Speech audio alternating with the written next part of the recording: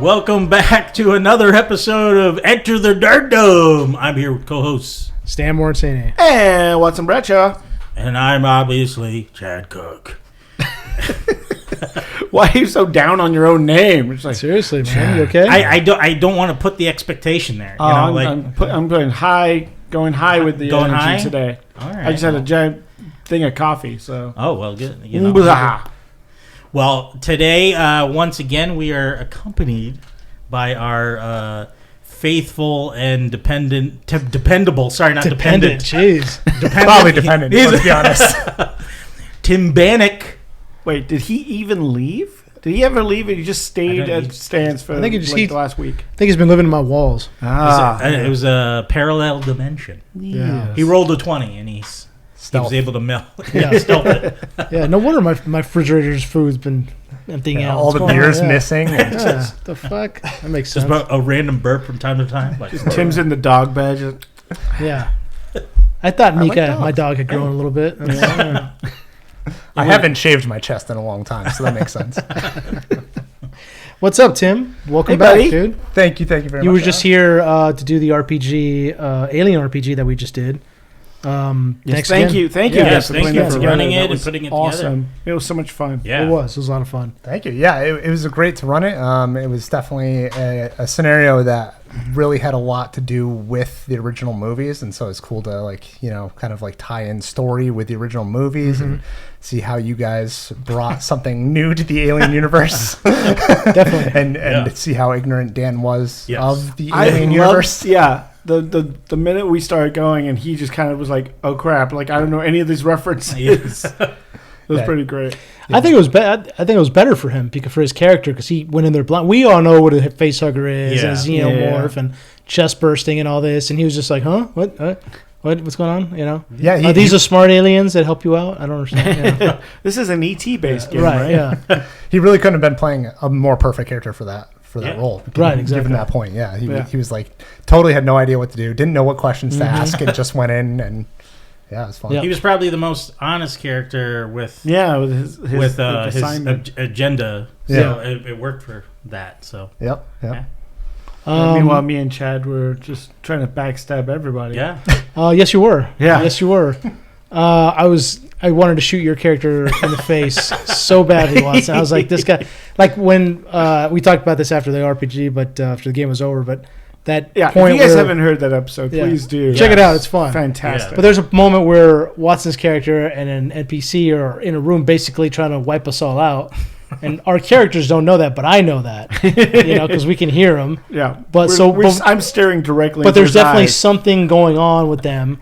In game that we're suspicious of them, and then so one of the NPCs, Wu, gets killed by one of the xenomorphs. But if that hadn't happened, my next move was checking out the medical bay where two characters were that had gotten killed. But my next move after that was to go into the room that they're hiding in, and definitely point a weapon at them, and be like, "What are you guys up to? What's going on?" And of course Watson would be less suspicious of the NPC. Yeah. So, but he was being, deceiving. He was deceiving us the entire time. And Tim, you kept me on the back foot the entire time because I had all these plans and things in my head. Like, okay, I gotta do this, I gotta do that. Like, gang a gun, I gotta do And then you threw a curveball at me of like, oh, you're gonna go psycho right now and just brain a guy. Yeah. And I was like, well, they're I had 3 steps I was gonna do that I can't do now because I've knocked this guy out. Because he also had control of the computer at that point. Well, that was what our I was trying to win him over. Yeah. The whole time, you and me, buddy, we're together on this.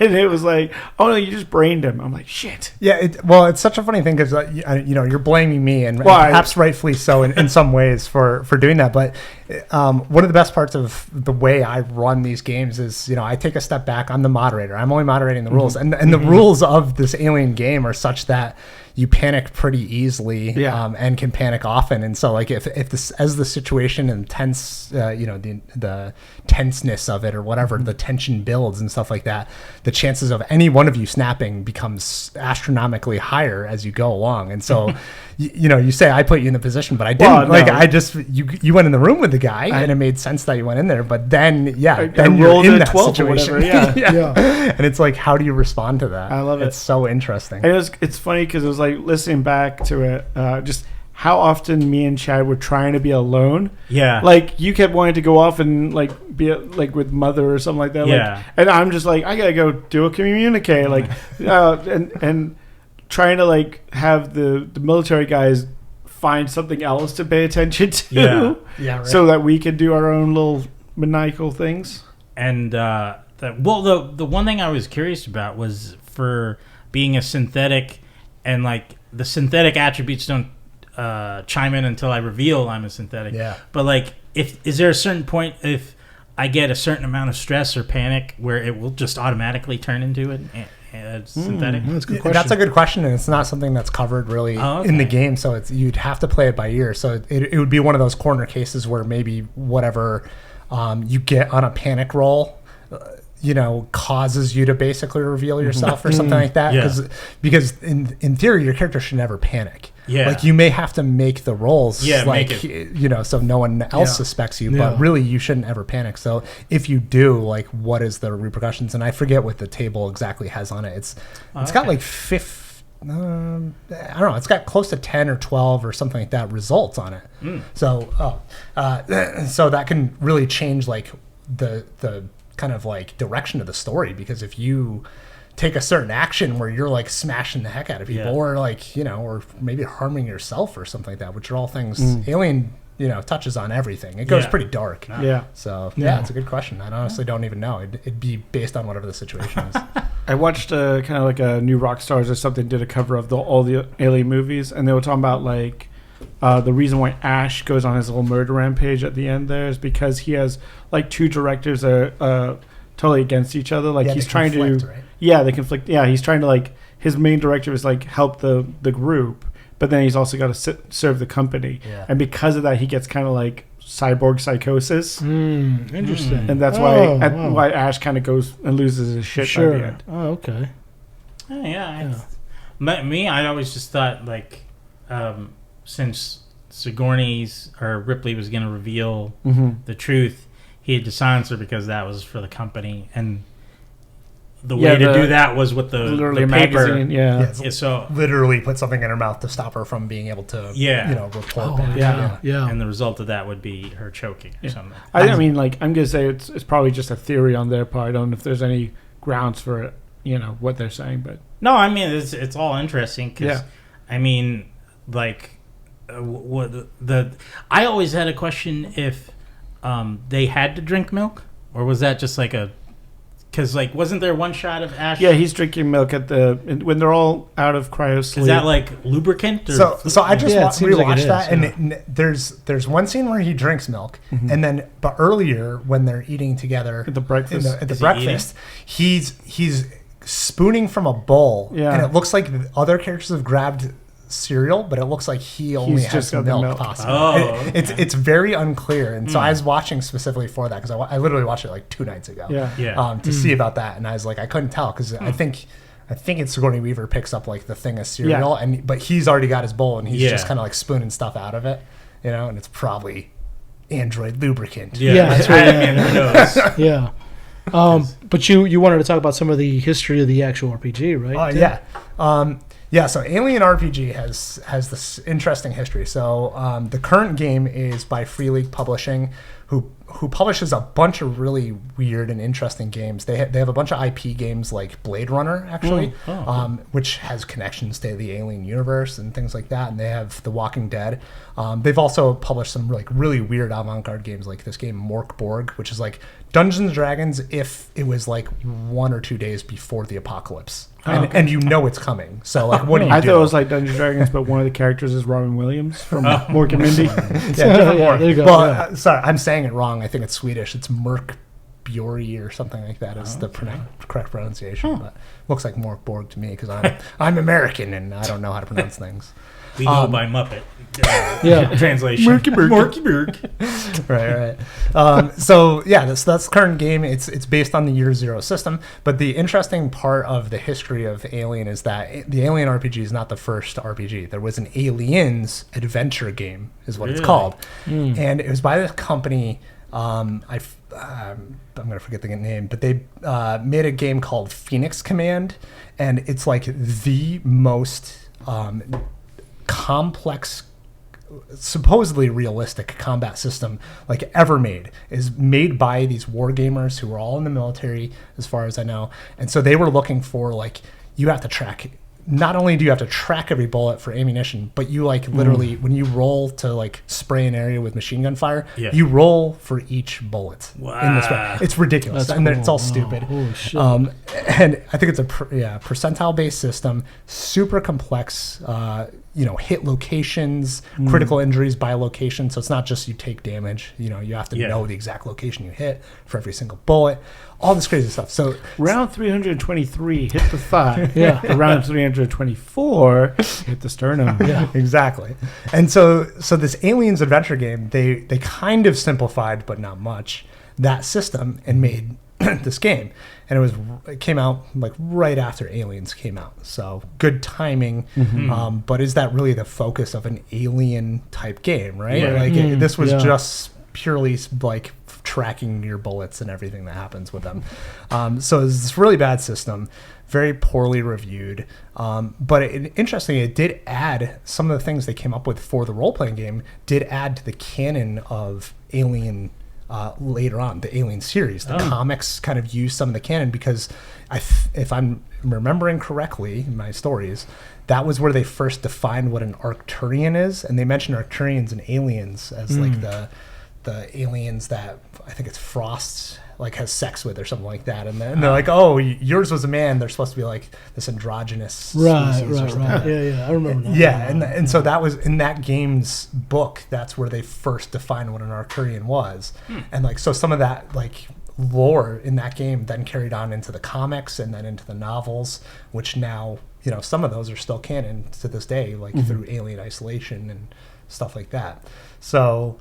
Yeah, that's kind of the interesting history of this game. It's just like this weird game. It made a blip. I think it had the one book, and then nobody could really handle the combat system.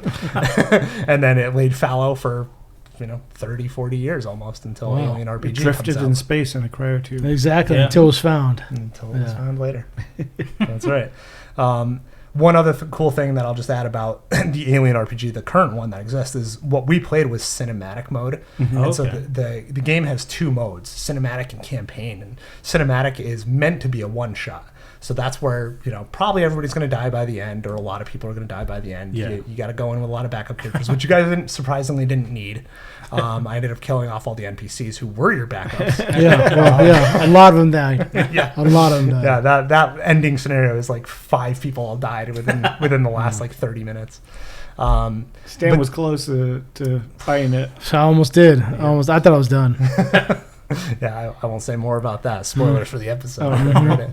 But then there's campaign mode, and campaign mode you can, if I remember correctly, you can choose like 3 basic campaigns, and one is you can be Colonial Marines, so you can go on and do Marine type stuff, and that would be the more war type thing. Then you can do space truckers, and then you can do scientists, if I remember correctly. There you go. That shit sounds whack.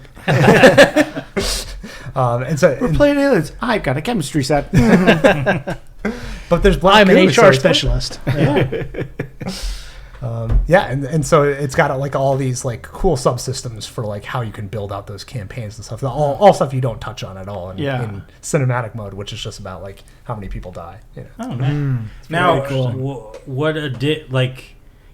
with D&D, there's like, there's 5th edition. Is this like a 5th, or is this one of the first editions? I'm glad you asked. So this is the first edition of the Alien RPG, which it uses. I mentioned this earlier, the Year Zero system. It's kind of a hack of a game system from another Free League publishing game called Mutant Year Zero, which is like.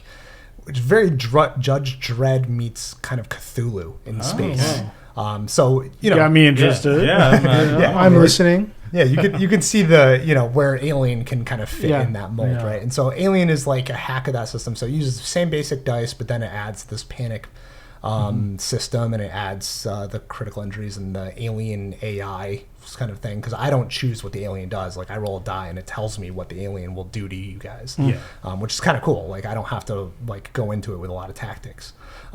Anyway, speaking of this in particular, so it's the first edition of that version of the system, but literally the day Romulus released, the Friday released, so right before we had our session, they announced that they're going to do a second edition of the game. Oh, nice. And they're going to like clean up some of the panic stuff, which I feel like we've had a little bit of issues with, like, why is the Marine like likely to just like drop his thing and run away? Exactly. I had a problem with that. I was like, what? So they're going to clean up some stuff about that, and they're also supposedly making the stealth system much more streamlined, and that's something we didn't engage in visibly. Like during the session, there was only one moment where I sort of used the stealth mode. And it was when the alien first appears, when Stan's character was in the hallway. There was Stan's character, like, you know, investigating the hallway. There was one other character who like walks into the ship, from the Coyote, and the alien was already kind of like in the umbilical area of between the two ships. And so that's where it was hiding. And so I used the stealth mode to like know where it was at that point, but it didn't really matter because as soon as it killed the other guy, it revealed itself. So there's no more stealth mode. So we didn't have to worry about that. But in the rules, the stealth mode is a little bit confusingly explained in the rule book. And one of the things I did before the session, which apparently I didn't need to do, was I kind of like wrote myself a cheat sheet about it, because I was like, how the heck does this work exactly? And then I figured it out, was able to suss it out. But so it's clearly a good thing that they're, you know, going to improve upon those rules and stuff like that. So that'll be the second edition. I think it kickstarts later this year with some new scenarios, which the people who they have who write the scenarios for the game, they're all authors, generally who have either worked on alien material before, like novels or things like that, or have some connection to the Fox licensing team. You know, the scenarios aren't technically official, but they're like pretty much as close as you can get. You know? Oh wow, which is really neat. Yeah, that is pretty really cool. Wow. And I gotta say, if we did a science campaign, I would have to put, like, I would have to get the line in there. It's like, back to formula, and then that would just be, I'd play it somewhere. I like that. Sounds good. I'm interested. Dark Horse Comics had the licensing for Aliens comics for years, long and years time, and years, throughout the 90s, and they added so much to the lore. They had comics about the engineers, they had comics about the different creatures, they had king aliens, they had all this stuff. And now when Disney bought Fox and they got the IP, that rights have now transferred to Marvel. So Marvel has the alien character rights. I don't think they've done anything. Same with the Star Wars rights. So I don't know if they've done anything with those rights yet, and if it has kind of wiped all the Dark Horse stuff, like lore, out of the picture now. And what that will do for like RPG stuff. Like, will they just like kind of like Star Wars, where that whole expanded universe stuff is all dead, and does stuff like Romulus now change the gaming platform stuff? Yeah, so Marvel has just announced a little while ago they're reprinting one of the omnibuses of one of the Dark Horse stories. I think it's the one where like the original story was Hicks and Newt, but then because of Aliens 3 they changed them to like Corporal Jonathan and some other girl. So they're reprinting those. Okay, cool. So they're not dead in the water. Yeah, they're not by any means dead. Some of the Dark Horse lore, I didn't read all of the comics, but I did read a fair number of them. I kind of erred more towards the Alien and Predator ones, which you would think are less canon. But I saw in reading, there's a whole setting chapter in the Alien RPG, and you read into it, and they did an incredible job of, first of all, explaining the alien universe in terms that are kind of easy to grasp, but secondly, of like working in a lot of the lore, but in a vague way. But you see the traces of a lot of the Dark Horse stuff in there. So you see, I forget the planets, but there's a few planets that were specific to Dark Horse that they put in, and they show up on the map and in the setting information in the RPG. So they definitely inform it. They, like I said, they keep it vague though, so it's like one of those things that they can easily back out of if they need to, maybe. But it's definitely there. I would hope that the movies, they get to some of the topics that they've done in the comics with like The two examples I remember specifically is one, they were testing, I guess, the DNA of the xenomorph on soldiers and stuff, and this one soldier goes crazy and starts killing everybody in the lab and like all these other security soldiers around on the base, and he loses an arm, but he's still going, and then he finally gets taken out. And I was like, oh man, that's like brutal. So they're trying to do a super soldier type of thing. But then there was a scene where I guess they gave it to a I don't know if it was an Olympic athlete or just a runner that was like track and field, but the scene is he takes it or whatever, and he's on it. As he's running, he just keeps going straight and runs clear straight into a wall and just splatters into like this bloody mess. I was like, all right, I'd like to see them get bonkers like that. So, because I mean, I could just consider Weyland-Yutani a kind of a comical villain. Like they're just trying to do everything evil, Right. So I was like, yeah, go that route. I'm for it. But one of my favorites a few years back, Paul Reiser actually wrote an Aliens comic book, which was a what if Carter Burke survived. I heard about that. Oh, way. And it actually plays so, like, because, you see the movie, Carter Burke, like, kind of escapes and then, like, is face-to-face with an alien, but you don't see him die or anything. So it actually plays, like, right after that. He does get away, and he goes back to Earth, and then, like, 20, 30 years passes, and he has, like, another alien encounter as, like, an older Paul Reiser. Really? It's really, like, I feel like he was writing a script of, like, my character might still be around. Yeah. But it's a fantastic little read, and it's very that's cool. Burke heavy, but it's good. It's good. Yeah, I mean the biggest thing they don't touch on in any of the movies and make interesting, in my opinion, because in the parts that they do touch on it, they don't do it well, is Weyland-Yutani, right? Yeah. I mean, they generally ignore it. They bring back Wayland himself for one movie, really, and that's whatever people think of that. I saw it in theaters. And then AVP does the Wayland thing Yeah. on Earth, which that doesn't fit in with any of the alien lore. No. Ruins the tension of that entire series. Right. So what do you do with Weyland-Yutani to make it interesting? And it's like, you either go the route of like they're all villains, or you go the route of like focusing on individual members of it and make something interesting about them. And Carter Burke, I think there's a lot of potential to make him interesting, but there's no way he survived that. Absolutely not. Absolutely not. Yeah. But it's a cool idea. Like, why not do a Paul Reiser's still waiting. He's like, hey, I just did Beverly Hills Cop 4. Let's do this. It's true. Yeah, bring it all back. He's due for a resurgence in his career. Yeah, like all the 80s, 90s stars. Stranger Things, he's fantastic in. That's right. Yeah, exactly. Also, the brief comeback of Married About You, or what was that show? Mad About You. Mad About You. That's what it was. Yeah, they brought that back for. They did. Yeah, limited. They gave it a short season run. Yeah, short season run. Oh God, I don't even remember that. Was Helen Hunt in there too? She must have been. Yeah. It was him and her. It wouldn't have worked without her. Yeah, exactly. It was during the time period of like X-Files came back to do their. Sure. They were just doing that with everybody's show. Yeah. Hey, limited. Yeah.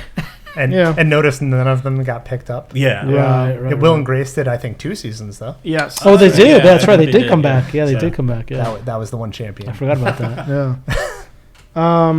Yeah. I mean, that's. Thanks again for doing the game. It was really interesting. Thanks for staying on top of us, because we were all kind of lost a little bit to an extent. Like not really knowing how the game worked, but you did a great job explaining it. Yeah, I think once we all kind of picked up the mechanics of it. Yeah. I think it was a lot of fun. If anything, I think those agenda cards help a lot, because for sure. If we didn't have that, I'd be like, what am I supposed to do here? Yeah. You show up on a space station. Yeah, it's like right. go say hi to people. I'm just the ride. What am I? Okay. You made a big point of like the agenda cards are like kind of like they're your North Star, what you should be going for, but you don't have to. Yeah. Like if it's more important to survive, then. And that reminds me of a video game, because like you're in an open world. Yeah. You could talk to whoever you want. Right. Yeah. But you'll have the objective, and you don't have to do it yet, but you'll get to it at some point. At some point. Well, I think even us like blowing up the ship with convicts that was coming up to us, I think that was going to be a much bigger problem for us if they got onto the station.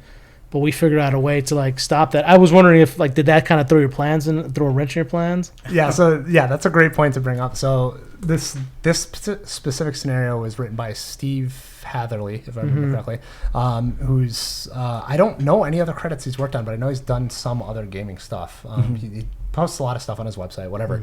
But this particular scenario was just fantastic because it was so like I mentioned earlier, so already in touch with the two movies, Alien and Aliens. It's connected to both of those very closely, but it's also the way he wrote it is like wide open, and you write down like a few ideas of like what can happen in the acts, and especially if like one of the potential player characters is not chosen by a player character, which in this case Scheider was one of those. He's supposed to be a player character, but we had 4 players, so we have one missing, right? So he becomes an NPC. So in the events it has listed, it's like, here's what happens if this person is an NPC. If they're a PC, you don't know what's going to happen. And so the whole thing about that's good about role-playing games and that makes them beat other mediums for what they do is that there's no scripted anything. Like you can have ideas and you can have kind of like sort of like checkpoints, but there's no, once the players, what is the military phrase? Once a plan hits the enemy, FUBAR or maybe, I don't know, but there's some kind of phrase where it's like, clusterfuck. No plan survives contact with the enemy. Yeah. That's basically the phrase. Yeah. Yeah, something like that. So same idea with the players. No adventure survives once it hits the players. And so with this scenario, when he originally wrote it, he didn't expect anyone to ever go down to LV 426. And the first convention that he ran it at, the first con he ran it at, people immediately went to LV 426. Of course. Who wouldn't want to go? They got in the dropship, they went down and they investigated. And he was like, okay, I got to make up a whole bunch of other stuff about this. You guys didn't do that, interestingly. So you guys didn't do that. I wasn't going to go down. Fuck that. I know what happened down there. You guys knew already what was down there. Yeah, that makes sense. So the thing with the convicts is like, it has in place 2 groups of face-hugged convicts already set up in it, which is perfect. One of them's tethered to the space station, and one of them's on the ground. So if you go on the ground, you're going to meet face-hugged people, and whatever comes from that. And then if you stay on the ship, well, there's still face-hugged people. So you kind of can't get out of meeting the aliens, sort of, in this scenario. And you guys got very close to doing so, though, because not only did you effectively nuke the convicts as they were coming up onto the ship as they were birthing, chest bursters on their way up. But you also were like, the first thing you guys did was like, hey, let's untether these cargo modules because we don't know what's in them. And it could be facehuggers, right? So if it wasn't for the fact that the umbilical head a way for the facehuggers to get across before Captain Dawes, played by Chad Cook, went out there and untethered it, there would have been no way for you guys to even meet an alien. Which would have been great. Yeah, we would have just been like killing each other. Yeah. Well, I mean, if they weren't already chest bursters, you guys would have met those facehuggers. I would have made sure of it. Yeah, that was part of the plan. That was part of the plan. And that's the key of the agenda cards in cinematic mode, because like more than 2 of you had, we need to get Xeno DNA as part of your agenda. But then there's all the NPCs who are also out to get like Xeno DNA. Right. Even my character's agenda was to get Xeno DNA, but to learn how to fight them better. Right. An altruistic goal, but one that's going to endanger everybody. Exactly. Beautiful. Exactly. Yeah, no, I mean it was a lot of fun, and I hope we can do some more of that kind of stuff. Like a Predator one or an Alien one, something like that. Yeah, for sure. Awesome. It'll be lots of fun. Yeah. So I think that connected to Alien, all of us here saw Alien Romulus. Yes. And we all have some very strong opinions about the movie. Buckle up, yeah. Because Chad and I even got in a debate over this after the RPG. And, this is gonna be a longer episode than the RPG. Exactly. So Alien Romulus, we all watched it again. We've all seen it. What did everybody think about it? Tim, you're the guest. Go ahead. So it's one of those movies where just experiencing it the first time, I've only seen it the once, but experiencing it the first time, I went into it. I didn't have high expectations, but I really enjoyed the trailers. That set them probably a little bit higher than 0, of course. I was like, wow, this looks really good. I love, is it Fede Alvarez? Yes. Great director. Great stuff. I liked Evil Dead. I haven't loved his stuff, but I've really, really liked it. And so again, I went into this with somewhat low expectations, and I enjoyed it. I enjoyed the whole ride. I had issues with parts, of course, which I'm sure we'll talk about plenty. Yeah. Mm-hmm. The main part being that the very final act, you can say it's a fourth act, really, is so reminiscent of Alien and also Alien Resurrection. That's my biggest complaint. One of the other things, which I don't know how much we'll want to talk about, but I'm happy to, was the spoiler appearance of a certain character from the first one. Do we want to? We're doing spoilers. We'll let people know the spoilers will be talked about. We'll be flowing. Okay, spoilers will be like black goo. Okay, so Ash. So Ash shows up, but he's not Ash. He's Rook. He's a different android with Ash's same face. model, right? And totally makes sense being there. So I had a lot of trouble figuring out where I stood while I was watching it. I was like, well, first of all, the CGI on his lips, the rest of his face was fine, but his lips were not great at the beginning. No. Whenever he was on the comm, he looked great. Yeah, agreed. Yeah. Well, but that's because it was a black and white screen, so it's just, of course. And low fidelity and everything. Right, like exactly. It looked great. And that was a trick they used, though. Right. And they should have used it for. Well, I mean, sorry to interrupt, but ahead, I thought if this was actually the old Ash model from the first movie, like they had it left over to reuse. Yeah. Like if it was that, I was like, they could have just melted the face. That's what I said. Yeah, and then you wouldn't have to really. Well, that's what I said. Yeah, like why don't they just get a latex face, put it on an actor, and then half his face is gone because of the acid attack. And that's it. Then that looks a lot creepier. It looks a lot more creepier. It looks a lot more unsettling. And then you don't have the wonky, terrible CGI that you had on this. And which was Ian Holm. Yeah. I just, the actor passed away, so they had to use. Yeah, I'm sure they got permission from his estate to use his face. They did but it's just the CGI look. You could tell it's CGI, and I hate that. I hate when you can tell it's CGI. Yeah. I've heard though that there's a possibility. It may get cleaned up for the home release. I mean, it starts as damage is already done, Yeah, right. But I mean, that's the thing. I don't know why. That was approved. The look of it, but I was like, I could see, just how when a synthetic is dead or been torn apart, they look fake again. So I was like, I get it. But still, it was like a little off. And there was shots when it was in shadow, when when it was being propped up, and looked you great. just saw the profile. Like sparingly, it looked really good. Yeah. Right. And even but I think this movie had a few things going against it straight off the bat. It was supposed to go straight to Hulu. Mm-hmm. This was supposed to be like Prey, where it was straight to Hulu. It was only an $80 million budget, which still looks great. Yeah, it looks great for $80 million. How much was practical in the movie? A lot, including the drop ship they were in. Yes, that was a full set. Yeah, wow. And it's fantastic what they got away with. But I did think it hurt their VFX budget. Right. It's doing stuff like deep faking lips and stuff definitely shows. But I think they did the best they could with what they got, and then doing tricks like doing on the monitor and stuff really made it look a lot better than it was. Right. Yeah. No, I think go ahead. So that was the thing I had, the biggest kind of conflict with while watching it, which I know is not good in the sense that even for me, who I can generally pull myself out of, a moment like that, it kept bothering me, and I was like, how do I feel about this? And then I read an interview afterward where they talked to the family specifically and how excited Ian Holm's wife was. Oh yeah, and how Ridley Scott had been good friends with him, their entire careers, and was like, I think this is a good idea. Let's talk to the family. And not only that, but most importantly, everyone's down on AI and stuff like that, rightfully so, I think, in my personal opinion.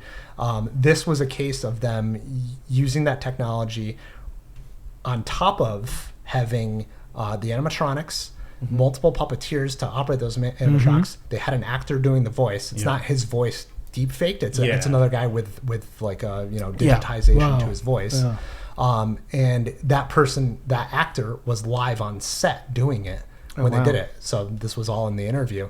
And so that made me feel okay about it. So watching a second time, I know. Wow, I didn't know that. Yeah, because that's how you do it. The first time I saw it, I did feel very kind of creeped out. Like it felt very much like, oh, here we go. Disney's doing it again. Like taking another dead actor. Like I know a lot of people have put it with the Tarkin thing from Rogue One. Or Carrie Fisher. Well, people also had a negative about Harold Ramis in Afterlife. Yeah. Right. Yeah. And I was like, at least he didn't speak. And I was like, that's fine. You're as a ghost. But yeah, in this case, it was like the family. I mean, they went to the family first before they had chosen. Because if you read the interview, Fede Alvarez was talking about how he's like, we knew we needed an android for this. Yeah. And we'd thought about Bishop, we'd thought about Ash, but we hadn't decided by that point which character to use. So they reached out to the family first. He talked to Ridley Scott. Yeah. And Scott was on board, but he was like, talk to the family. And the wife was like, no, I think he would love this. That's awesome. Tribute. And so that paints a totally different picture, because not only are they doing it in a sort of loving way, but they're also employing the people on set. You know what I mean? Like it's not AI taking people's jobs away. They had to have 8 people on set to make it even happen. Yeah, to make it even happen. So they got more people involved. The voice actor got a credit for doing that. It's not just Ian Holm. And there was special thanks to the estate of Ian Holm for it as well. So they did it right. Yeah, that's awesome.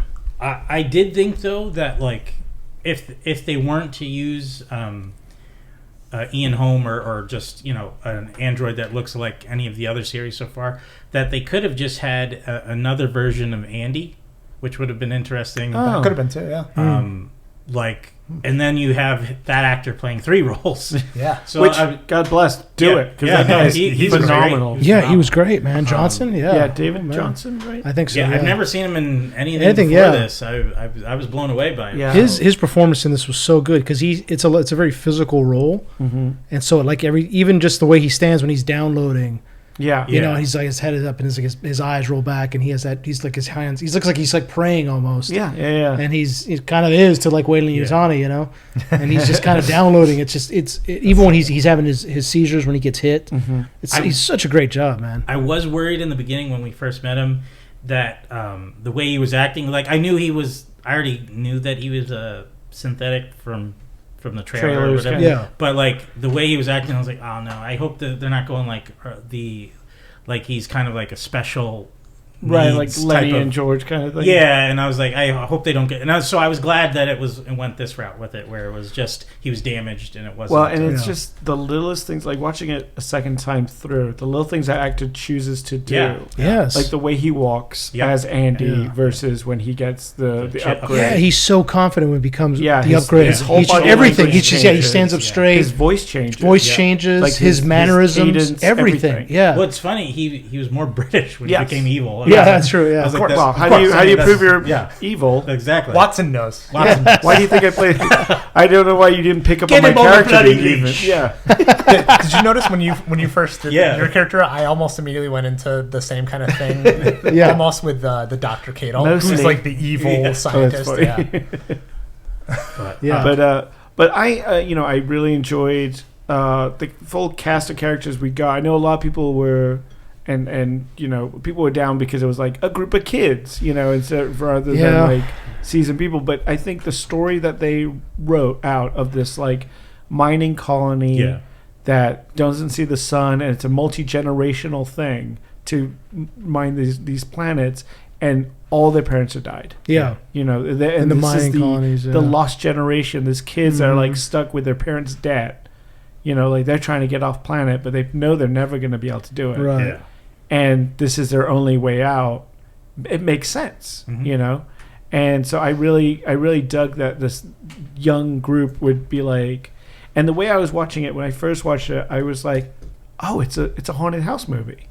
The group of kids. Yeah. This is this rundown old house that they're like, oh, it's a spooky house. Let's go check it out. Mm-hmm. Yeah. And then it progresses to be an alien movie, and I dug it. I dug all the characters, and I don't think we got a lot of time with each one individually, but I think in the time that we did have, they did kind of tell like, well, this kid lost his mom to an android. That's why he's pissed off at the android all the time.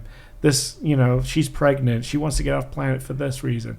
You kind of do delve into like each one has a real reason to do this. Mm-hmm. So I dug the characters. How about you guys? Yeah. I dug them. The one who lost his parents to the end. It was water. Well, no, like when he spoke fast, I just did. I couldn't understand what he was saying. I actually, I leaned over. Did you understand? Yeah, did you understood I did, him, right? Yeah, Bjorn, yeah. Character Bjorn. So you did understand what he was saying? Because I was absolutely. like, I was catching every other word. I thought it was the sound mix was bad. But Oh, no, yeah, me too. It's just thick accent. And watching a second time through again, it's like you realize like he calls Andy a bitch like 3 times. Right. That's why. So it's like that's why you get that line. Yeah. It's like, oh, okay, it makes sense that he's been kind of like. It still doesn't make sense. Well, we'll talk about that. Yeah, we'll talk about the good things and then we'll go into our criticisms. But yeah, I like the story between like he's the cousin of Tyler, who's like more he's not even military, but he's just learned stuff from video games, which I'm like, that makes sense with this generation. Like we get that video game they were playing, it looked like those were face huggers. The guy right, when Andy was shooting them, that's what I thought they were. I was curious. I was like, so is there in-world Wayland Yutani? Like that's what I thought it was too. People to fight the bugs. Yeah, and I was like, maybe I missed that. It was quick. It was like a yeah. I think it was more of a wink, for the camera kind of thing. There was obviously there was like some logic leaps with them and stuff, but I mean I like the idea of like they went we gotta get these cryotubes so that we can the next system over is a 9-year trip, and we don't have enough supplies to last that long, so we gotta steal these highly regulated pieces of tech. And they only got 3 years worth supply of fuel. So we got to go further into the space station, and that's when everything goes awry. Because what are they using that fuel for? Well, a shit ton of facehuggers, it turns out. Right, exactly. And the facehuggers in this film terrifying. Are scarier, I think, than the Xenomorphs. Much scarier than Xenomorphs. Well, I think they were put more to the forefront because usually we get the one facehugger and then the aliens start. We've never seen a facehugger in the action moves moving the way that we've seen, right? Or like stalk, or stalking, or the way how quick they are. Yeah, how much they can jump. All they want to do is get in your mouth. Right, exactly. I will say, did you guys notice that they were black instead of the flesh tone? Yes, I did see that. A lot of the people I brought it up to, they were like, "No, I didn't even notice that." I was like, but I think that was because of the experiments they were doing on the ship with the goo. Yeah. And I was like, okay, these are a different breed. Well, because they... and that's why I thought, maybe that's why a faster chest burst happened. Because, if no one knows, so the what's the plot? Part of the movie is, so we see at the beginning of the movie a vessel, a Wayland Yutani vessel, go through the crash, or through the debris of the Nostromo. And you see a... what a great shot that meteoroid kind of thing, and they pull it into the ship, and it's the original alien that Ripley hunted. It had like cocooned itself in this kind of shell, and so they took it onto the Romulus Remus space station to experiment on it. And in doing so, they thought it was sedated or dead, and turns out these things are almost unkillable. Right. And so it did come back. Perfect target. Exactly, and that space doesn't kill them. Lack of oxygen doesn't do it, and only shooting it with a shit ton of guns or burning it. are the only ways to get rid of it. And they were experimenting, and Rook even uses I think he says they reverse engineer it so that they can get the because I was like, where are the facehuggers coming from? Like, are they because we know about the Queen alien, and also I know like Ridley Scott hated the idea of the Queen alien because that was a Cameron thing. Yeah. And the original intention was that the original Alien movie, the alien was taking the crew of the Nostromo and turning them into eggs. Was the whole thing? It's a little weird. But there's a whole cut scene with Dallas. Yeah, with Dallas kind of. Is it Brett? Brett is turning into an egg, and Dallas is like about to be either turned into an egg or face hugged by whatever comes out of the egg. Yeah, so it turns into obviously that's gone. That lore's gone. So they put the line in that they've been reverse engineering the creature, and that's where you get the face huggers from. Right, that's probably why they look different, because they are bioengineered organisms. So they've got 36 samples, it said. 36, was the number on the readout. Yeah. Of these face huggers. When I saw that number, I was like, oh, this is going to be interesting. Yeah, exactly. Yeah. And you don't really know where like the crew of the ship is. Like there's no like something bad's happened, obviously, but there's no real like remnants of the crew anywhere, and which plays a big part later. So then they go into 3 spoiler. Yeah, so they go to get the cryo juice from the lab, and then when he starts pulling it out, everything starts heating up in the place, which of course lets loose a bunch of thawing out the facehuggers, and probably one of the creepiest scenes of them just like scuttling around in the water, and then like jumping out at them, and then of course it leads to Xenomorph Palooza, right? Yeah, and I've heard a lot of people complain about the gestation time. Because it's very quick in this. It's like 15 seconds, yeah. And there's a line that when... so one of the pilot of the group, I forgot her name. Navarro. Yeah, Asian woman. Yeah, she gets a facehugger attached to her. And they're able to freeze the tail of it to pry it off. Yeah. And they were like, well, it's a 60-40 chance that this against thing Navarro. Could have infected her, and I think there's something like because of that being such a quick release, it's sped up the gestation period of that one alien. Yeah, I possibly. can see that because that's why you see it later in its own kind of cocoon, right. Pod thing. It's vagina cocoon. Yeah. I mean, they were like, okay, we get it, Geeker. We're gonna do a lot of dicks and vagina stuff. They didn't mess around with the symbolism in this one. No, they were not that it was subtle before, but this one, like that when you see that thing, that cocoon specifically, and then you see the alien come out of that cocoon. Right, yeah. I was like, that's being born for sure. Yeah. That was like the most porno moment I've ever seen in a mainstream art. You know what? This xenomorphs look kind of sexy.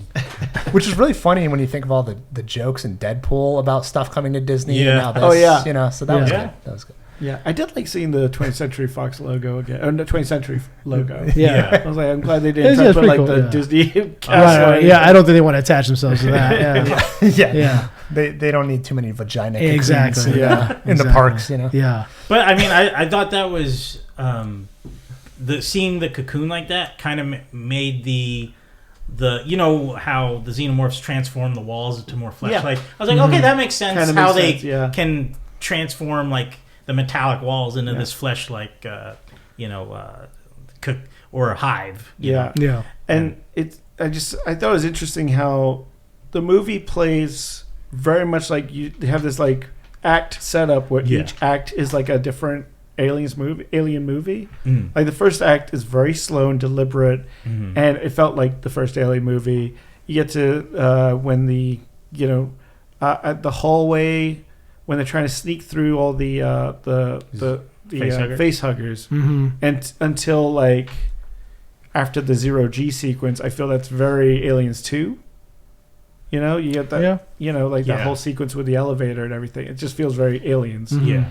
And then you get weirdly a shift to Prometheus / Resurrection. Yeah, definitely. And then the way the whole home base or planet side stuff is very Aliens 3. Felt like that kind of world building of just this kind of really gross land that they're from. Yeah, that's true. Yeah, it had that dystopian. But it felt like in the beginning did feel very much Aliens 3. Yeah. Yeah, this is a mash of all, and I've heard people call it like fan filmy. Because it's a lot of elements of each one. Yeah. But I would say tribute-ish. I think it's a good like. I don't know if you haven't seen an Alien movie, would go into this watching it. That's why I thought they did a lot of the tropes from the previous films, because they, with the younger cast, are drawing in a younger crowd that have probably never seen any of the Alien films. Yeah, so to them, like, Ash is not a thing. Yeah, so they would be like, I don't know who this guy is. Why does he have a CG face, if anything? Right. And then, like, so I just think... Because even Covenant was, 2016? Yeah. Like, it's been a while. And, I mean, I've talked to people, and they've said they haven't even seen that. And so it's just, like, I can completely understand them using those things because people love them so much that it would probably bring in the new crowd. And like, as I've been in the theaters multiple times already, the people reacted positively to like even the line Get away from her. And people we'll are talk like, about that. We'll talk about and that. stuff like that. But people are dumb. Yeah. I mean, We'll talk about that. But It people does like get a reaction though. people It does, people like it to does. be no, people like nostalgia. That you're never gonna beat it. You can't beat it. It's like Yippee-ki-yay. Like Yeah. it's like Yeah. John McClane's got to say it, but why? It Yeah, makes but sense it's- in the first But movie that's because John McClane saying it, though. That's Yeah. that's the thing. yeah, I agree. That's the thing. Yeah. So, let me give my thoughts on it real quick. Yeah, please. So, I mean, again, I loved it. I love the ship porn was great.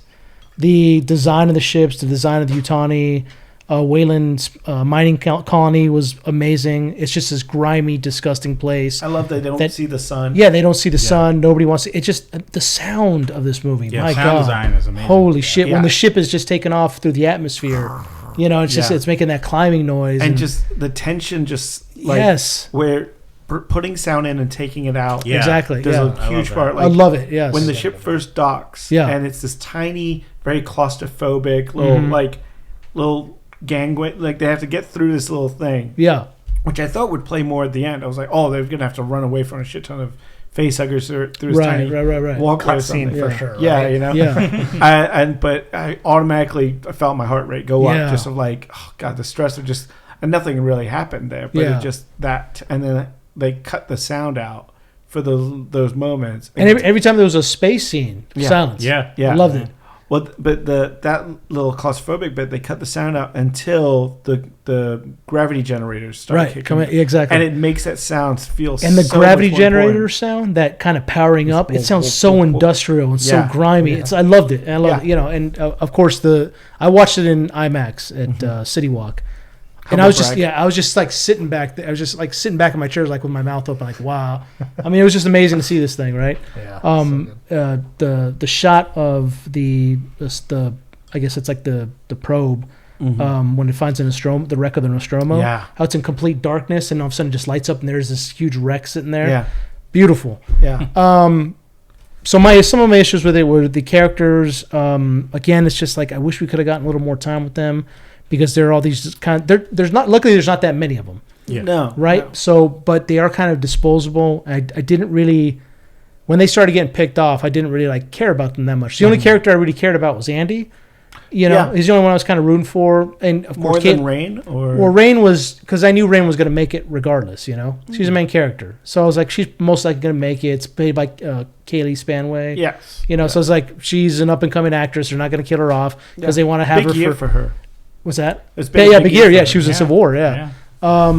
So I was like, I'm more worried about Andy because I know probably Rain is going to make it through. I know everybody else is going to make it through. So I was, Androids don't really have a long shelf life in these movies. exactly, yeah. But like, if you look at Aliens or just Alien, I know Chad, you were saying the thing, about the younger cast. Yeah. I get them trying to bring in a younger cast, but I'm also kind of tired of seeing all these like the young kids in these movies. I get it in the storyline and I understand a little more. I had a kind of an issue with it watching the trailer because I was like, okay, well, here we go. We're getting models again to play these guys who are supposed to be minors. Like, get the fuck, But then they kind of explain a little bit in where like, oh, their parents died and they're these orphans and They're just kind of taking up kind of their parents' jobs. and they don't look, aside from I think like maybe like Navarro, they kind of don't look very. They don't look hot. They don't look grimy though. They don't look like blue collar like they did in Alien or even Aliens. The Marines weren't like You these need like. Harry Dean Stanton back. Yeah, exactly. And the Aliens and the Epitome of Marines, sexy. the Marines and Aliens weren't these like models themselves. Everyone's smoking. Yeah. So many Well, cigarettes. And I thought they were run of the mill. Like they weren't like. well, super Kaylee Spanway isn't. She's She she's pretty smoking. Not you know? really. I didn't I really. mean, Well, they kind of planed her up in this a bit. You Yeah. know? Yeah. They give her yeah. kind of give her Ripley hair a bit. Yeah, a little bit. The other thing and Chad and I kind of got in a debate over this. My biggest problem with the movie, and it's not that big of a problem, but it is an issue that stood out to me. There's a pretty big glaring plot hole in the movie, which is the space station itself.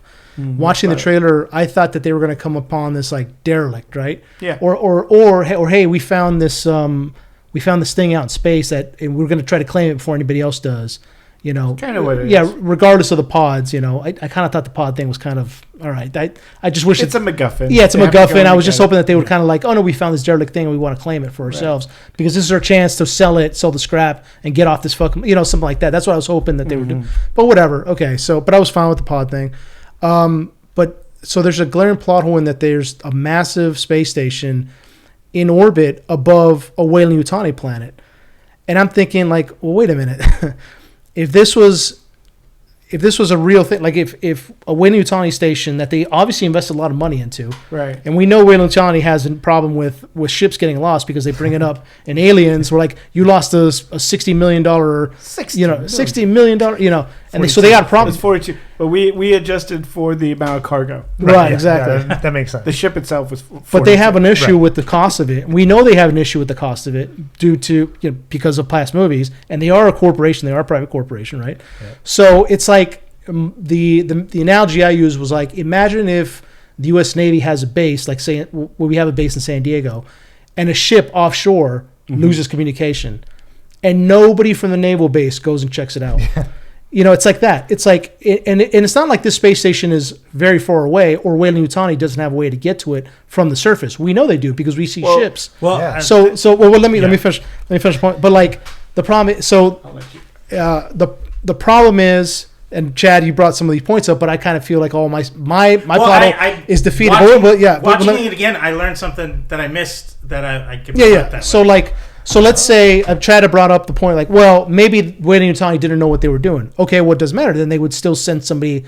Yeah, okay, maybe they're not going to send Colonial Marines out there, but they're definitely going to contact somebody on the planet surface and say, hey, we lost it with our very expensive space station.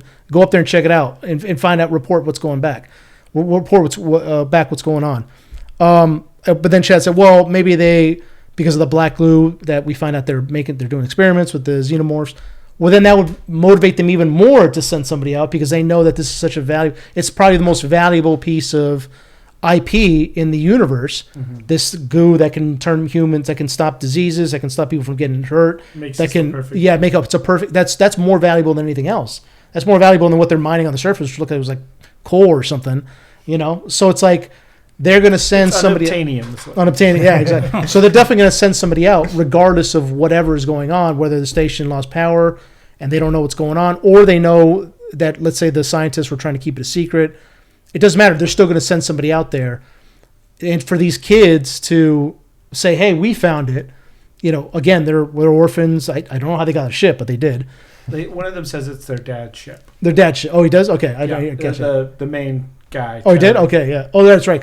So, anyway, it's like, imagine a U.S. naval vessel that's this very sophisticated, very expensive piece of equipment that the U.S. Navy doesn't send anybody out, even though it's offshore. Yeah. And a bunch of kids in a go-fast boat find it and they claim it as their own. Yeah. You know, and then all of a sudden it's just destroyed and the Navy's like, I don't know.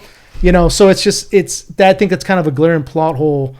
And I kind of wish that they had said like, oh, we found something like a different Weyland-Yutani ship that ended up, same thing happened. They got all fucked up and it was just kind of floating out there and somehow these kids came across it, you know? And so it doesn't make any sense. Like it's in orbit above the planet, you know, I don't know. It's not a big problem for me, but it is kind of a plot hole, which I kind of wish that they had, you know, resolved a little better. But that's my only issue with that one thing. But if seeing it again, because I ended up going to see it in Dolby on last night, because I was like, I want to see it again. So for this specific thing, so we got to argue over counterpoint. Yeah. So when they were going up, or right before they went up, they were, or actually, I think when they were approaching it, they mentioned that. It came into orbit of the planet. It wasn't there initially. Yeah, so I think it was drifting and it finally hit the planet's like pull and it pulled it into orbit. So it wasn't there. And also the and since the counterpoint.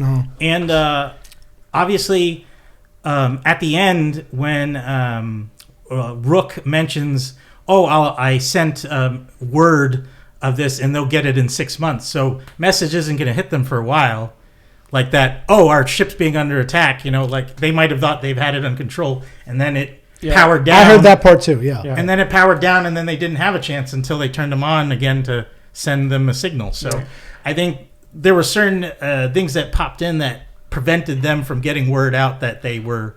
I think there's also a line in there about how the atmosphere of the planet is so thick. Like that's why they send out the ship to ping stuff. Yeah. Like that's why their ship can like penetrate that. Yeah, but the atmosphere is so thick, like probably couldn't find it on radar or whatever. Yeah, I mean, I think that's still kind of a plot hole because like there's this what a coincidence that the Weyland-Yutani this Weyland-Yutani space station just happened to float into a Weyland-Yutani space. You know, I mean, again, it's not that big of a problem for me, but I think it is a bit of a plot hole. But it's not something like once I see it, I'm like that's it. Like it's not like somebody oh, I'm allergic to water, and then they go swimming in the movie. It's like I mean, it's not like that. You know, it's like you could look at the movie Alien and be like, why did they even keep Ash a secret as a synthetic? Because that has no relevance towards them doing the job or not, because they'll lose the contract regardless if they don't. Go to the planet. Say that again. Like, in the first movie, they're contracted to be like they woke him up. Weyland-Yutani sent Mother, to wake him up and to send him to go check out this distress signal. Right. And who knows how long that distress signal took them to hit, wherever they received it from. Mm-hmm. So they could have probably sent a whole different group. Yeah, there's a theory about that. How because they. Sigourney Weaver's character does go to Dallas and goes like, "How long have you worked with Ash?" And he's like, he just got assigned. Yeah, it was 2 days before they got on board. So it could have been they have kind of planned this trip. Well, I would think they mine the ore and then like, oh, we got this message. Let's put Ash on the ship and we'll make them do.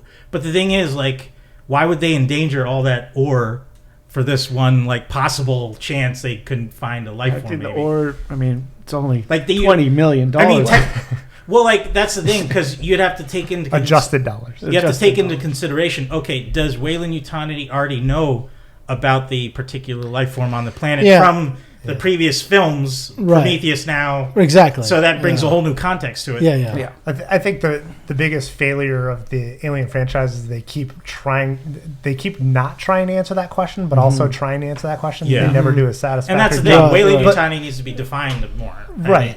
But I think to Stan's point too, like you have this mining colony that has at least one ship, and it's some kid is now the owner of it. So, the idea that this is a mining colony and they don't have other ships that are company ships that can also go up every once in a while and ping. And also they have satellites. Right, they don't have satellites because the atmosphere is too thick. Like none of that makes any sense in a futuristic technology. Right. Like, they would want some means of communication at some times, and so even if, which I remember that line about the space station not originally being there. Yeah. But when you think about that too, another piece of that is like how fast are space stations moving? Like we know the ships can go faster than light, but can a space station, for that to just like suddenly drift into their orbit of that planet? And again, how lucky is that? It could have like we don't know when we get on there, it seems like that place has been like toast for a while, and the amount of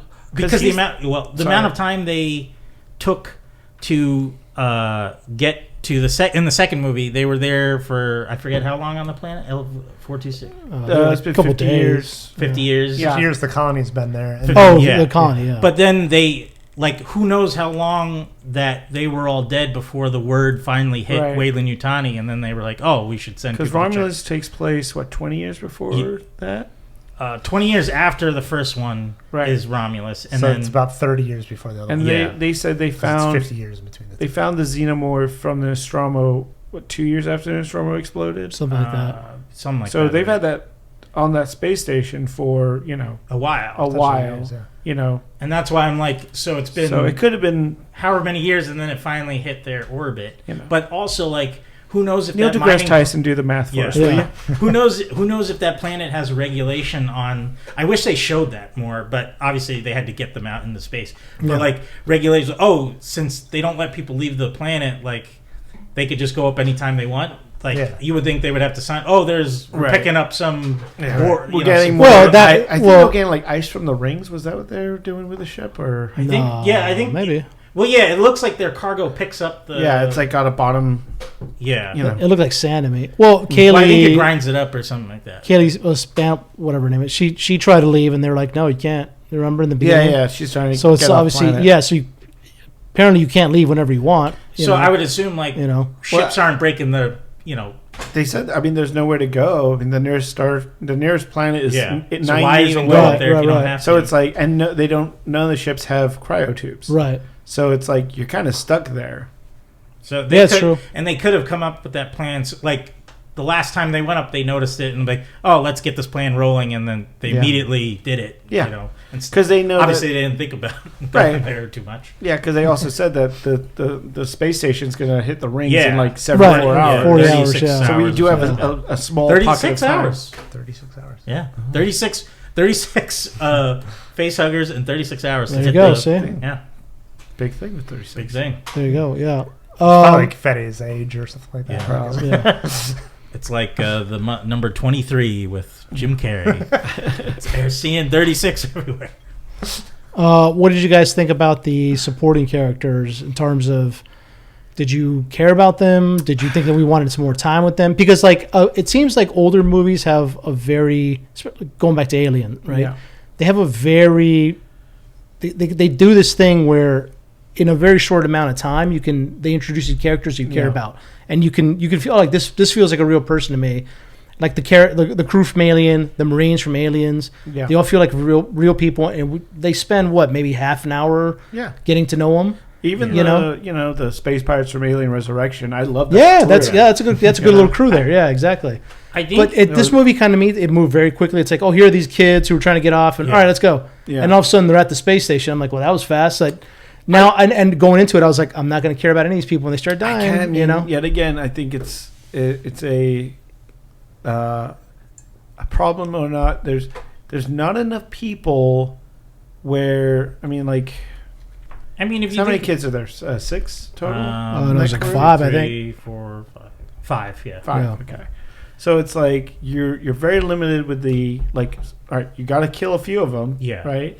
And one of them's got to get infected and have a chest burst. So it's like I think if there was a few more people, you could explore more relationships in between. Well, I think just spend more time with them. That's all. Yeah. That's why I was hoping that they would leave the planet and go find something, because in that moment of traveling, you get to know them as a crew. Like, why are you guys so close to each other? I don't know. Well, I think they really wanted you to care about the Andy Rain relationship. Yeah, and you could totally do that. But I cared about Newt and Ripley. And I cared about Hicks, and I cared about everybody else that was in that. I mean, there were some random soldiers. I was like, oh yeah, of course, there's random soldiers, but Vasquez, Crow. What was the name? What was it? Vasquez's partner, Drake. Yeah.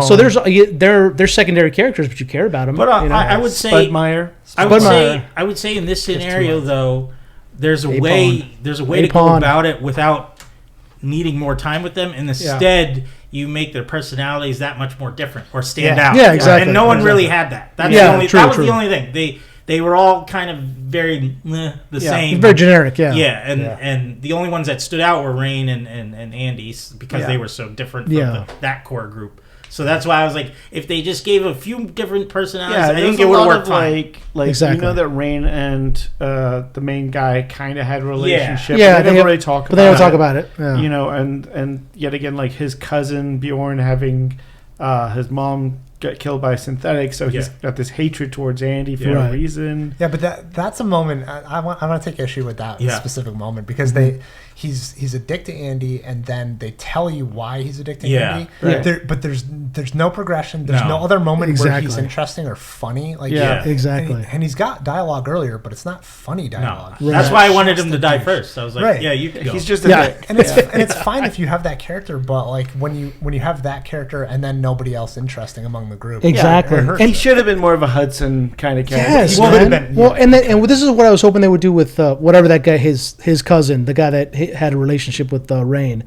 Whatever.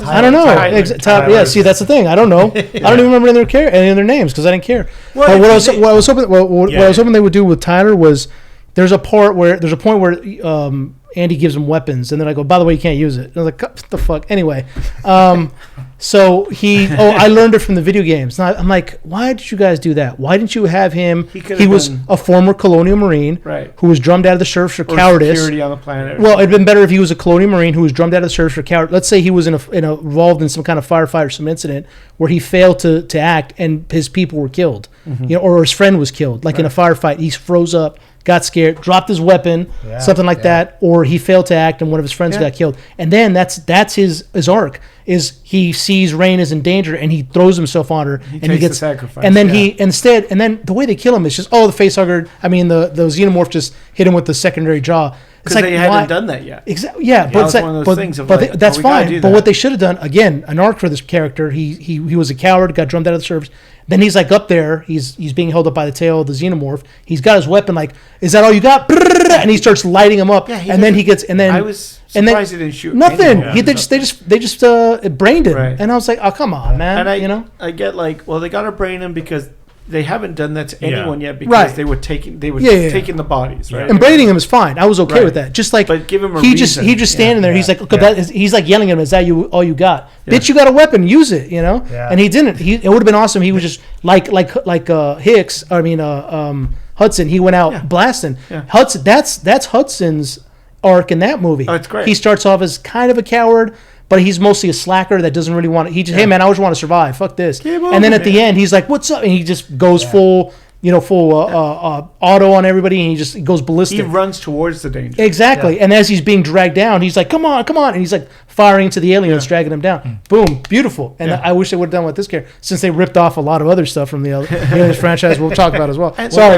No. I was just saying, you kind of you would look at this movie as a horror movie where the characters, they don't really matter. They're just fodder for aliens or whatever like that. And that's never great, but sometimes it's you're gonna win and lose with some characters with not every Aliens movie has great character for the whole cast, Only two of them do. Yeah, only two of them do. I mean, so far. I disagree, but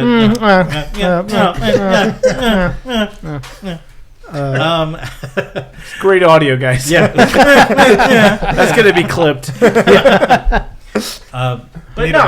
it's No, I do agree. I wish there was more story for them. If anything, for the cousin who hated synthetics or whatever like that, what if he had a moment like in Gremlins and he tells a story about his parents getting, or Jaws. How about Jaws? We worked with synthetics and they shut us down. I was in the mines with my parents, but I made it out, or something like that. Yeah, they give him that one hero moment where he uses the stunner inside the vagina cocoon. And which did nothing. And it didn't end up doing anything other than slowing it down for 1 second. It survived the abortion. That was exactly one of those moments that was this could have been such a cool moment and given him an arc. Yeah. But because it does nothing, it means nothing. Yeah. And it's that character who didn't grow. Once they undercut that moment, it just kind of takes you away from thinking anyone's ever going to and then I didn't care when he died. I thought it was a pretty brutal, horrific death. Being hit by the acid, oh my god. But I didn't feel anything. I was just like, ooh, that looks like it hurts. Yeah. But I wasn't like, oh fuck, that character's dying. That sucks. And they had moments where they could have done there's a bit of he hates synthetics. Yeah. And then Andy does save him from falling into a hole. Right. So it would have been something of now he trusts Andy. Yeah. Or maybe he slowly begins to realize they're not all bad. And Andy probably turns on him when he becomes evil Andy. Right. I just thought about it. He saved him from a hole that was affected with acid, and then he gets killed by acid in a hole. That's true. That's true. So there, that's see your character arc. There you go. It's really the character arc of acid. Yeah, exactly. Acid didn't get him before, but it'll get him now. I think there was a lot of cool ideas. I feel like this movie had a lot of great ideas and setups, but then they just take the idea of the X-ray wand. That was great. To see the alien burst into her chest Yeah. looked awesome, but it was like, so she just like picks it up randomly. Yeah, and just like, and she's like, this is cool. Right. I'll hold on to it for what? Right. Well, I'm definitely going to look through myself Exactly. later. Exactly. In my head, I'm like, if I came across that, I'd be like, oh, this is pretty cool. Yeah, I'm I would gonna take definitely it. keep it. What they should have done was I'm like gonna chat on she's partially their medic, so she's checking her equipment. Oh, Right. you know what I mean? Okay, that's I thought good. it would be something like part, that. You know, because they show that bit in the trailer. yeah. And then when they're using like the temp monitor to see where the cryo stuff is, Mhm. and it's seeing like kind of X-ray through the ship. I thought that's what that device was. Like, they use it to scan the vessel. That makes and more they sense. Yeah. use it to scan herself. Yeah. You know, but instead of just being That this would've made more random sense. piece of tech that Exactly, she picks up yes. for the exact reason that we all know what's coming. You know? Yeah, and it's kind of lazy a little bit. You know, it's just I like mean, I wouldn't incorporate it say so. better. They're on a ship where they're probably infecting humans with facehuggers, and like, Yeah, yeah. let's take a look inside, and we have this hand mobile version, so we don't have to. No, I bring mean, this it ma- fucking. what I'm- I think what we're saying is a it makes sonar for this. Like, oh yeah, But it she's like like, you got a baby. it makes sense that it's on the space station. It doesn't necessarily make sense how she found it. Right. You know what I mean? 'Cause That's it's what I like, mean. Of everything there, she's like, Yeah. oh. Exactly. You know. So that's what we're saying. Yeah. Don't act like you could've had been walked tied in a room and you were like, huh. I've taken 6 things from this house. Just this past Oh, I know month. he has. I know he There's has. so many pens. Yeah. So many pens. Oh yeah, this is a nice pen. Yeah. Thank you. Wait, Stan's got I just. AirPods Where's my everywhere. pen? Yeah, Track and stuff. That Boba Fett statue is gone. There's an AirPod on it. Do we want to talk about the big fourth Oh yeah, no. So act? we're getting there. Yeah. So and eventually obviously the fourth act, the woman who's pregnant injects herself with the black goo. the black goo. When the black goo is back from They played the Prometheus. Prometheus. music I thing. know. Can we just? And I think that's more Ridley Scott. Like, oh hey, by the way, hey, I made a movie called my Prometheus. name is on this thing. Yeah. So like maybe you should put it in there. maybe. You know. I wish Fede was like, I really liked what you did. I don't know what accent. I you don't. have. Yeah. So I'm just The kind Godfather, of apparently. maybe you would like. Are you gonna make a movie? I know you're helping me produce this movie. Maybe you wanna put the black goo in the movie. That's Ridley Scott. Yeah. No, that's If that's what he's got, that's something. that's really Scott. Hey, I'm giving you this chance. I might have been from the Canada, Yeah. but I sounded like this. I thought that was a German accent. Oh, okay. Yeah, the black goo is back. And now they've taken elements from, or I guess DNA from the xenomorphs and the facehuggers, and turned this black goo into what's supposed to make humans the ultimate perfect specimens in the galaxy. Pregnant woman is injured early on. She's taken by the xenomorph to be cocooned. When she And- falls out of the ship, I'm like, that baby's done. Yeah, done. Yeah, Yeah, done. it wasn't even a belly. She was Yeah. still flat. I Yeah. know, but she took a hit. She took a man. huge hit. I was like, that is Yeah. I've seen babies that's survive a- worse. Yeah. Come on. Oh, you have. call that an Irish goodbye. Jesus. And she's cocooned. She's found by her brother and Andy and Rain. She's rescued, but it manages to make it back to the ship, which conveniently fell into one of the docking bays. When it was that was actually a pretty cool scene, by the way. When the chest burster's coming out of Navarro, and she accidentally She's hits like, the I'm control, gonna hit every control. and the ship just goes flying. It was pretty dope ass scene. Yeah. And it speeds up the ticking clock. Exactly. Yeah. Because then now Hits there's the an explosion. engines. There's a fuel pod explosion, and now the space station is pushed closer into the rings. Yeah. But anyhow, she injects herself with the black goo, hoping to save herself because she's pretty wounded, and she keeps touching her stomach, which, she's thinking about her baby, I guess. Yeah. And it goes all tits up, dude. It's Holy rough, shit. yeah. No pun Holy shit. intended. Nope. Wait, can I interrupt for 1 second? Yeah. Right before we get to the part with what comes out of the belly. Yeah.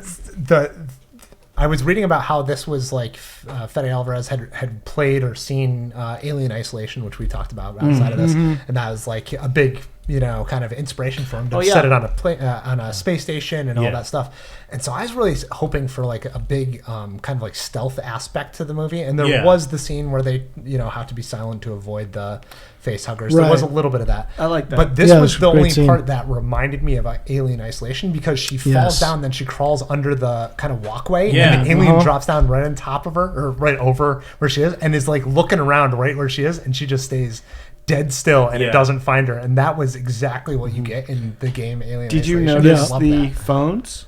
Yeah. Oh yeah, the phone. Oh yeah, the phone. Yeah, that's right. And yeah. they signal danger. Did you know that? No. So the phones are placed right before each scene where the characters walk into a dangerous situation. Oh no shit! I didn't notice that. So there's That's save awesome. points in the video game. In this, it's like, oh, this is where they should have. Oh, I didn't notice that. That's yeah, I didn't notice that. That's such a great little That's detail. sick. That's sick. I didn't notice I that. read that in an article, so that's not my own, observation. But I did pick up on it when I watched it. Yeah, that's awesome. I saw the phones there, and I was like, nice. Yeah, I mean, I saw them too, but I didn't realize. I didn't notice that. Yeah. That's cool. When I get the 4K of it, I'll have to look for that. Yeah, absolutely.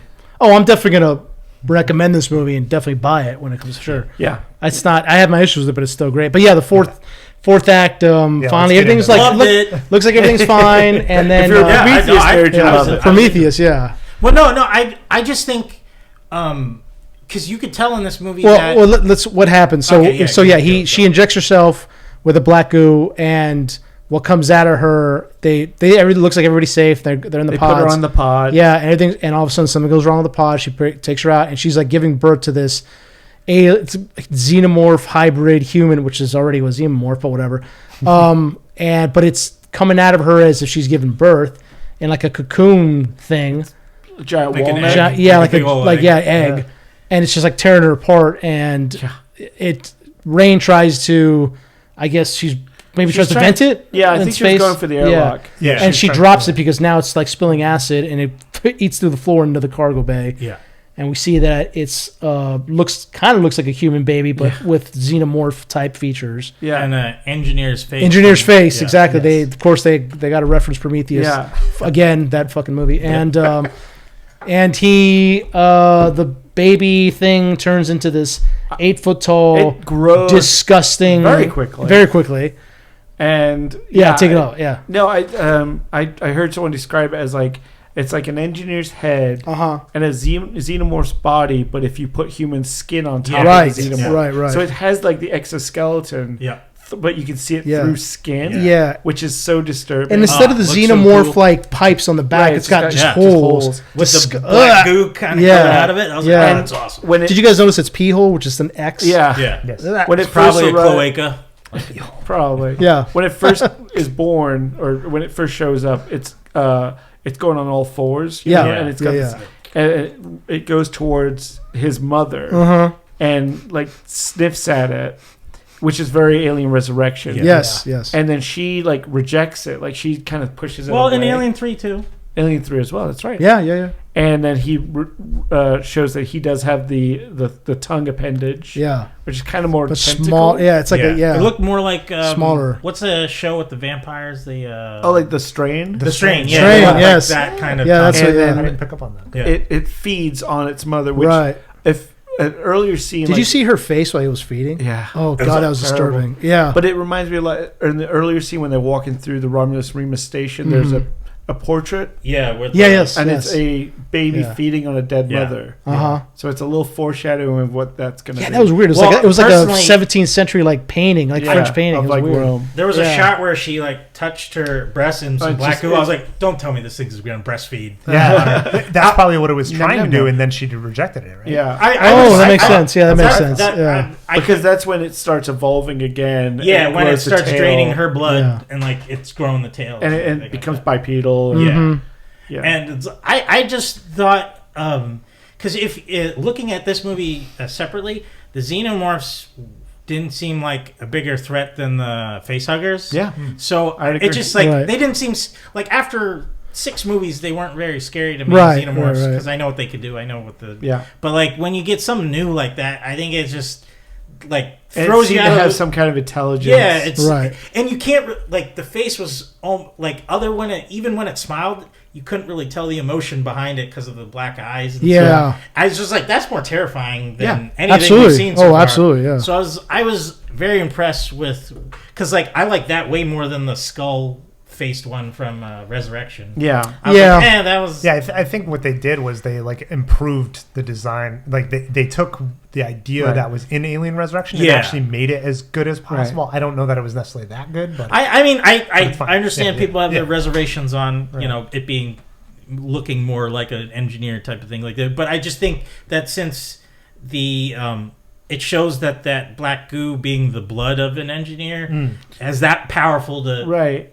Even like, it's mixed in with... Well, and the engineers are supposedly the most perfect being in the Yeah, universe. right. So, Yeah. of course, if we're going for perfection, Yeah. that would be the next evolutionary step. But also with, I know AVP isn't technically We canon. don't talk AVP in No, this but, house. but I do, Yeah. I do consider that because in Alien 3 this happened Right. as well. Since Facehugger got on a dog, it became like more Yeah, of a yeah, animalistic. it takes And then on the like features. the Predalien from Requiem, I was like, that's cool. I want to see different types of it. I don't want to just see Yeah. the same thing over and over again. Yeah. So I do like this chance of like, oh, we don't know what we're gonna get. Yeah. So this was like, I didn't think we were gonna go this way at all. So Well, I I was very happy with it. And Chad and I are both giant man children who buy toys. Yes, yeah. And Oh, Kenner me did too. ha- Me too. Kenner had a great line I don't in know the any 90s toys, I promise. of alien toys, which each alien was like a different animal. So it was like a snake alien Yeah. and mantis alien Snalien? and bull, and it was so rad, the designs that came out of that. So yeah, I would love to see more of that Yeah. going forward. Like even with Prometheus, Prometheus, the original face hugger was a snake, pretty much. Yeah, oh, yeah. And then it evolved into a scorpion, spider, snake Scorpionid. thing. Scorpionid Yeah. snake. So like, And it had I no just like, tentacles. because even in the comics, I don't know the particular how they came to be, but the red version of the the red xenomorph, hives, yeah. the red. So I was just That like, was through manipulation, I think. yeah, right? so I was like, I hope we get to that, and I hope Yeah.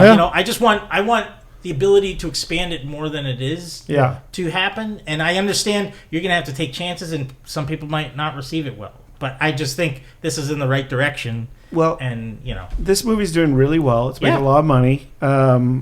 I'd be shocked if they didn't announce another one. the next one they're scooping up the queen. That's just Yeah, rolling. Oh yeah. that's my question. She's still flipping. Yeah, Yeah, she's just like, She's still in space somewhere. She's like, fuck. Well, Cameron's got his hands full with Avatar for 35. the next 20 years. Right. But would you want to see this story progress with Andy? We end with Andy and Rain? No, I don't care. Moving on to next planet, or do you want to move on? Really? No. I wouldn't mind. I think their separate story's fine. stories. Yeah, exactly. Separate Yeah. story. Like Can we get another Colonial Marines movie? Let's get a Colonial Marines movie. do the- you know? Yeah. Like I'd even We can write what it. I would love Yes, is we can. a movie focusing on Weyland-Yutani and Yeah. their POV of the situation. Like, what if there's a movie that traverses through all the movies, but we get their side of the, Yeah. the An story? I office-like think sitcom? Directed by Werner Herzog, and he's narrating just like, as we can see, the search for life began in 2093. And blah blah blah. So much I think. I mean, The guy doing the taxes, $60 million. Son of a God, Another ship. to adjusted dollars. Another goddamn space station. Goddamn. I'm gonna write to my superiors. yeah, Weyland-Yutani loses a lot of money, dude. They do. Yeah.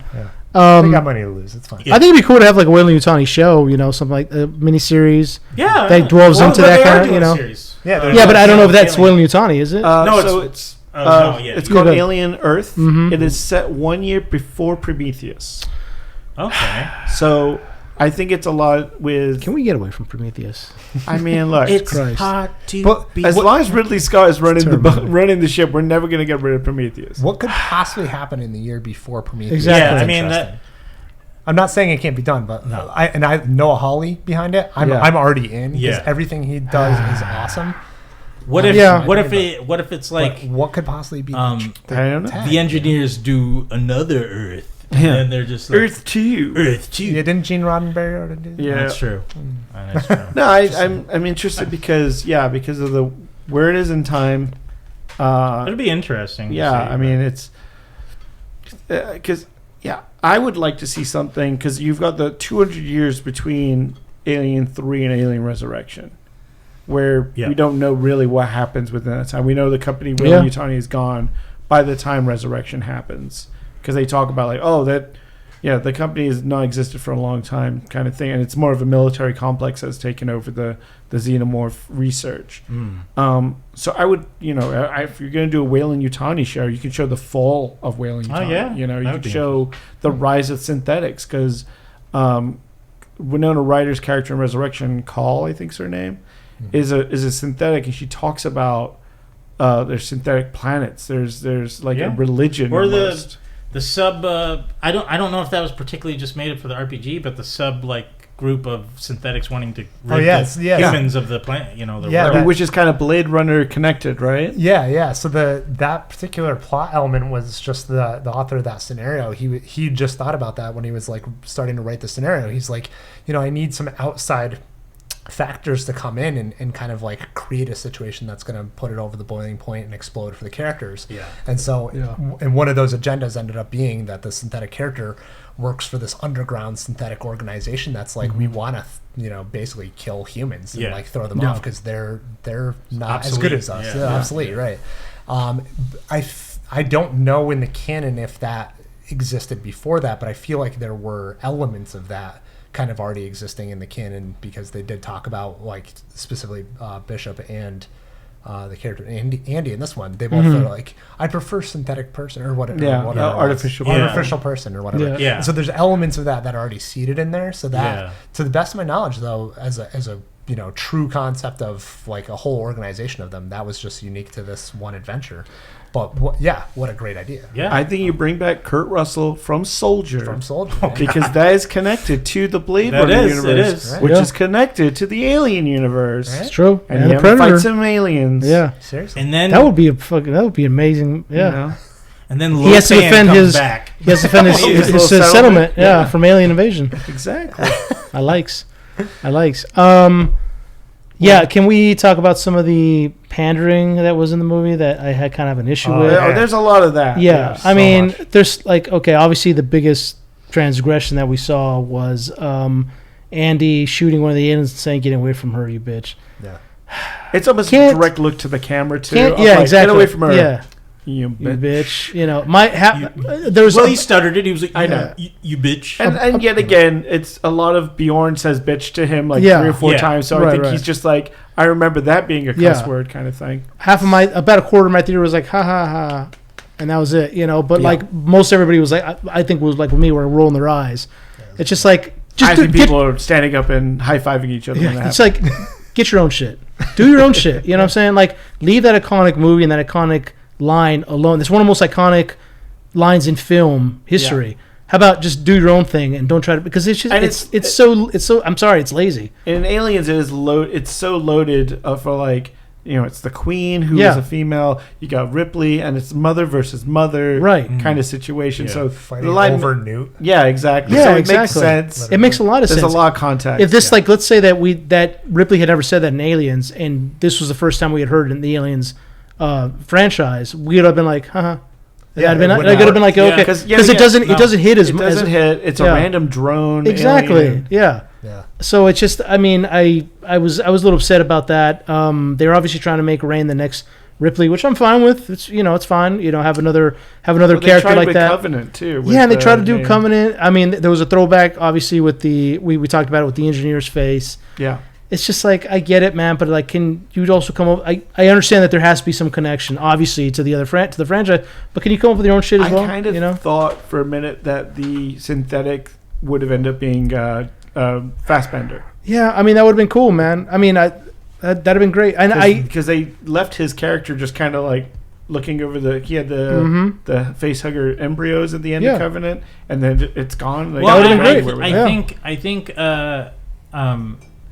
if, since this movie is connecting those films, that if it does well enough, maybe it'll give Ridley leeway to make that third movie he was supposed to be making to finish out the story. But who it wants would be this? I do think Chad is the only person right, so I do think it's kind of a step backwards to do that at this point. I feel like they did a real good job with this one of like, okay, this is kind of a soft reboot of the franchise. It's kind of a Force Awakens. The fact that they're doing a prequel show doesn't help that. So that's why I would say if you could have a movie that sort of like gives maybe that show purpose. I don't know. That's just right now. I don't see the purpose of the show. Yeah, me neither. That early on. And I love Prometheus, but like I don't see what you could do beforehand really, other than be like, hey, I'm excavating these pyramids, and I'm seeing all these, Yeah. really, it's, So just a little behind the curtain peek here. We were just talking about facehuggers and all that, and then your dog decided to just slide behind my leg. Oh, really? I literally got goosebumps. Like I was just like, "Oh God, There's something in the water." When Chad just started screaming that. Chad Watson started screaming that. There's something It in the really water. freaked me out, and then you Brought it from the theater. There's something in the living room. It just freaked me out for a second. I was like, "Am I going to scream on the mic?" Won't be the first time, won't be the last. Yeah, seriously. But obviously, you guys recommend. Full-heartedly, yeah. You guys recommend it? Yes, You're gonna watch it fully, again? yeah. I mean, movie. I'll definitely watch it again. I'll definitely buy the 4K Blu-ray when it comes out for sure. And then I'm gonna be like, remember when they quoted Aliens? I'll just make sure. Man, that's my favorite part. I'll just make sure and fast forward that part. I'm not gonna watch that. Yeah. See, if you ignore the fact that, let's see, Alien Resurrection happened, AVP, Alien versus Predator. Well, that's what I feel like. It's like, if you ignore all of those, then this is, I think even with those, this is one of the best ones that's come out since then. But if you ignore those, then it's not as egregious. The mistakes it made with referencing the past ones, but because all those other ones, especially Alien Requiem, has like 45 minutes of them just spewing the dialogue from Aliens for no reason. And Predator too. And Predator. In this one, for them to do it, because that was the worst line, the "you bitch" line, but there was at least terrible. 3, maybe 4 or the 5 sympathies others. one The they sympathies did. one. Yep. It's just egregious. It's just so egregious at this point. Oh, but I There's did no see reason for it. a bit of a funny throwback, which I had no problem with. In the beginning, Andy brings Rain cornbread.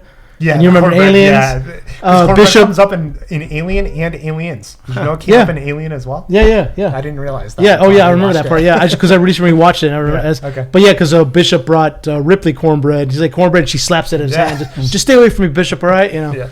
So, but I mean, I don't mind those kind of throwbacks. So it's small, subtle things that if you don't really pay attention to them, you're not gonna. I didn't notice her shoes until she was climbing down. Yeah, the the ladder. shoes too. Yeah, I was like, oh shit. Those Reeboks go on sale, I think, in 2 days. they're gonna sell out immediately. $170. Yeah. Do you get a finder's fee or something? No, I want Reebok to please send a pair. Size Sponsor us. 11. I don't Size 11 white. Yeah. Sponsor Watson. I don't Yes, want please. those. I want the PF Flyer looking ones from the first movie. Oh yeah. But that's not a real shoe, so it's just like, do that, guys. Come on, make that one. Yeah, seriously, I don't know why they haven't.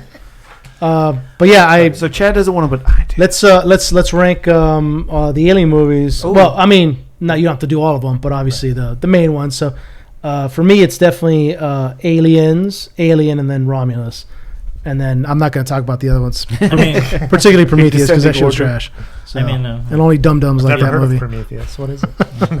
I mean, it's a fantastic. It's a terrible movie. Only dum-dums like. Fantastic film by Oscar-nominated director Ridley Scott. Oh, okay. Just saying. Okay. Yeah. Sir worth- Ridley. Sir Ridley. Sir Ridley. Sorry. No. You already fucked Knight up. of the Realm. Knight of the Realm. The Queen loves it. Yeah. It's one of her favorites. Yeah. Queen loved it. Yeah, she loved it. No, she The Queen Alien? No. Yeah, except that's the only one. I am the Queen Alien. What's your? You can do as many as or as little as you like. As many. Yeah, or as little as you like. He's Yeah. emphasizing little. Yeah. Well, Yeah. well, see, and now it's very hard for me to do it now because it's been a while since I've seen 3 in Resurrection, so I can't really place it well enough to be, because I would like to compare it to Prometheus, and I just think, like, I will agree with you on the 1, 2, and then Romulus, and then. Well, mine's 2-1 Romulus. 2-1 Romulus. Yeah. Oh, okay. Because of the military. We all know why. Yeah. Well, It's got so many iconic lines too. That's the does. thing. It's That's like. no joke. You ever been confused for a man? No. Have you? Oh! That Actually, is you know one what? of the I think I would go 2-1 because I do like the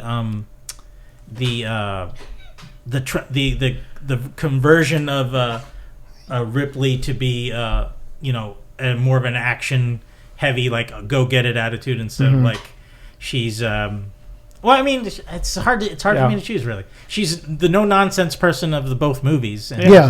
For it's sure. just she's more badass in the second one. Surprise lead in the first one. Yeah. Because you really think it's going to be Dallas as the lead. Yeah, right. Right. For the Tom most part. Skerritt was Right. like big Yeah. time Yeah. back then. And so yeah, I think I would just say 2, 1 Romulus, and then I want to say Prometheus. Now, and I understand you guys don't like, but you have to think of it. It's one of the bravest attempts at like a sci-fi movie of the time. Like if you try to compare a lot of other sci-fi movies at the time, nothing was that different. I would say it takes a lot of talent to create or to at least kind of go deep into whatever mindset to pull that thing and try to put it all together. So I respect that, and I understand maybe it wasn't effectively, executed well, but I do appreciate what they provided in it, and that's why now we got a good Romulus. Right now we're gonna get more Prometheus, and you're gonna love it. Stan? I don't think I will. I don't think I will. And then That's a long way to justify that. And then I guess it would be Alien 3, Covenant, and then Resurrection, because I haven't seen that in the longest time, so I can't really. But that would be that. Yeah. So I always go with rewatchability. My factor. That's fair. And very good point. Aliens, I can watch that over all and over the time. and over. I can watch it on a loop. Yeah, me too. It's so good. Everyone in it is great. Even small parts like Vasquez, like people that like just they pop on screen. It's action. People say the first one's like people watch it today for the first time say Alien is very slow.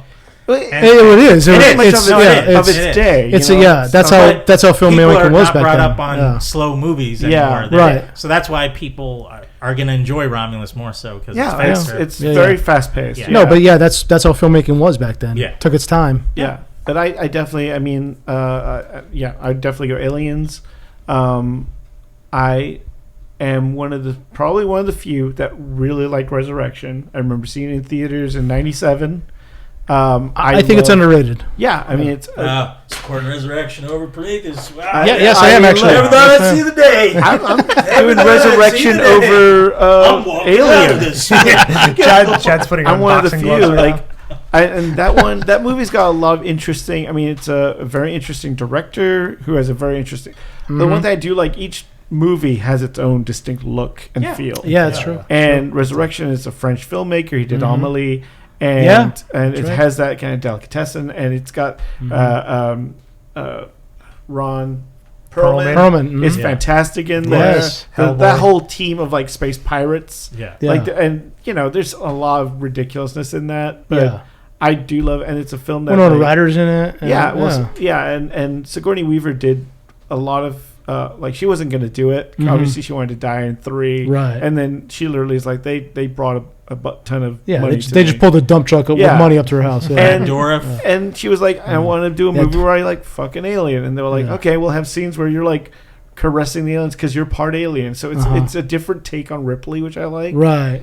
And then like there's that. It's not quite Ripley. Yeah, she's Ripley 8. Yeah, she's a and clone. You see all the other clones, like that room where it's just a nightmare fuel of all these different versions of her, like mixed with the alien DNA. Right. I love that scene. Yeah. That's great. Yeah. Yeah, it's a great scene. And so I dig it. I dig that movie a lot. I'd put actually Covenant above Prometheus. Okay. I mean, it's a better film to an extent. It's 2 movies really, because it's like a sequel to Prometheus, and then they're like, and it's also an alien movie at the end. So it's got its issues, but yet again, like the cast in there, and like there being the kind of missionaries that are like trying to find. I mean, they do some dumb stuff on there, obviously. Land on a planet that's got spores, and you're just there smoking a cigarette. Anyway. No mask or anything. Yeah, but Prometheus was dumber. So Alien, I mean, it's a classic. You can't go, the first one is fantastic. Yeah. The space truckers that they are. Yeah. And their whole, kind of they're dealing with this thing where they want to deal with it. I dig that movie a lot. Right. And then you've got, Prometheus is, I'm sorry, Chad, low on my totem pole. Yeah. You probably like Space Truckers with Dennis Hopper more. Hell yeah. or Ice Pirates, if you ever see that one. Yeah, I have it on DVD. Prometheus higher or lower than AVP? If you had to Ooh, if I combine do the those, two, man. or rate the two. I mean, Man, probably higher than AVP. that. AVP for sure. But and I It's would. got Predator in it. I think Alien 3. God, I hate to say it because it's Fincher, and Fincher's a great director. Yeah. But it's a lot it of wasn't his problems. movie, basically. I know, right? and So I've heard I haven't watched the director's cut, and everybody's been saying that's so much Director's better. cut is better because Yeah. it does deal more with the prisoners. Kind of, there's one prisoner in particular, played by Paul McGann, who kind of looks at when the alien first shows up and starts killing people. He kind of idolizes it, and like it's like almost feeding people to it, and like is kind of like in love with this demon that he thinks he's found. Oh, shit. It deals more with like because the original script it was more of they were like monks on religious- it was a Right. religious planet. colony. Yeah. So there's shades of that in that Yeah. director's version, but I think it's a shame because it's like right off the bat they kill off Hicks, they kill off Yeah, Newt, it was just yeah. and I get it, they wanted Ripley to feel isolated, Right. but it's like you could have just like had them blast into space or like Exactly. her pod landed on the planet but they didn't Right, exactly, yeah. and then like the alien itself is that weird CGI. It's the beginning of CGI. What it was still a puppet, but they imposed it on. It was like a weird green screen. blue screen. It was actually blue screen. Yeah. So it just doesn't feel threatening Yeah. compared to like Man in Suit. That's why I loved Romulus because it's so much practical work. Yeah. Yeah, Romulus is up there. I don't think I mentioned it, but like third on my list. Nice. So, yeah. Tim? Yeah, I don't think I'm going to say much new, so I won't belabor the Prometheus point. is, Prometheus is definitely number one. Still shilling for tier. Prometheus. AVP is like number 0 because that's just so good. Oh yeah. Yeah, no. Yeah, it was, I don't think if you put a gun to my head, I don't think I'd have an answer for which one I like more as far as Alien or Aliens. I saw Aliens first as a kid. I think So it stuck with me in some ways, but in some other ways, because I saw Alien after, like it made it, almost a more sizable impression in certain ways. And so it goes back and forth in my head. So I really couldn't tell you which one. Alien Romulus, I think would probably be naturally the next one. And then, I don't know. I kind of liked Alien Requiem because I thought of it as, is it Aliens versus Predator? Requiem, I like that one because The it was darkest Predator movie ever made in CSI. Hollywood. Yeah, the dark. You can't see anything going on. Yeah. But the CSI shit that the Predator does Yeah, to locate it's great. aliens, that 20 minutes of the movie is like that's a great movie. That's solid. Why wasn't there more of that? And Yeah. it 'Cause, never happens. the concept of a cleaner, and Yeah. he like just. Yeah. But and He's he, Harvey Keitel from But But Yeah. He's what was called, great? Wolf Predator. He didn't take anybody's side. Anybody was up for. Oh, yeah. which Yeah. is great. I was Yeah. like, that's exactly what this. Exactly. I think that was one of the And it was most rated R. original things they could do. Yeah. And every other one just. well, it was the forget first time we saw one of the Predators like mourn for one of its own too. about it. Yeah. Because he gets to the planet and like his son, I guess, is dead, and he kind of like puts his hand on him and kind of like does like a low growl, like oh shit, Yeah. Yeah, there's elements of that movie that there's nuggets that are really good. Yeah. And the rest of it's garbage. There was a great part in there, it should have been a great part, where the alien fights like the National Guard. Yeah. And I was like, so you see there's like a National Guard like unit that's getting ready to roll in, and the alien like ambushes them, and I'm like, oh, here we go. This is gonna be badass. The army versus the alien. Practical army weapons against the alien. I can't wait to see it. And they cut away, and they cut back. Everybody's dead. I'm like, come on, dude. I felt so cheated. By that point, they had $14 for budget. Yeah, exactly. Exactly. It's like it's either this or we have the cops roll and just arrest all the aliens. Yeah, exactly. Like Monty boys, Python. what you want? I did. You just see aliens in handcuffs, sitting on a corner, on a curb. With both their mouths, cigarettes sticking out. But I did like that Wayland nuked the town. Yeah. And also they retrieved the Predator weapon and experimental. Yeah. So I was like, okay, that's which we cool. saw in The Predator. That's That's got to be the lowest movie on all of them, right? Yeah, I don't count that movie to be anything. Prometheus and Covenant.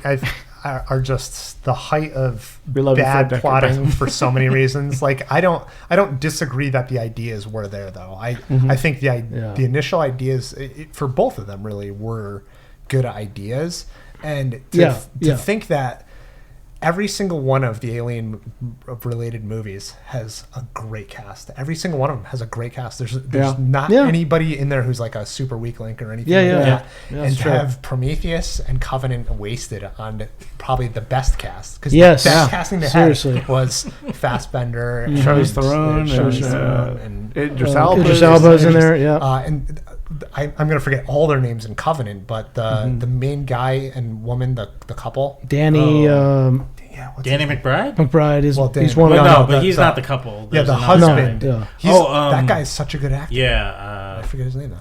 Is it the guy from Watchmen? The blue? Yeah. Billy Crudup? Yeah, Billy Crudup. Yeah, that's right. That dude's like one of the best actors. Yeah, around. he's great. Yeah. Underrated. And to have him just be like, "Oh, I'm gonna stick my face in the thing." What's this thing? And just David like, stick your face in there.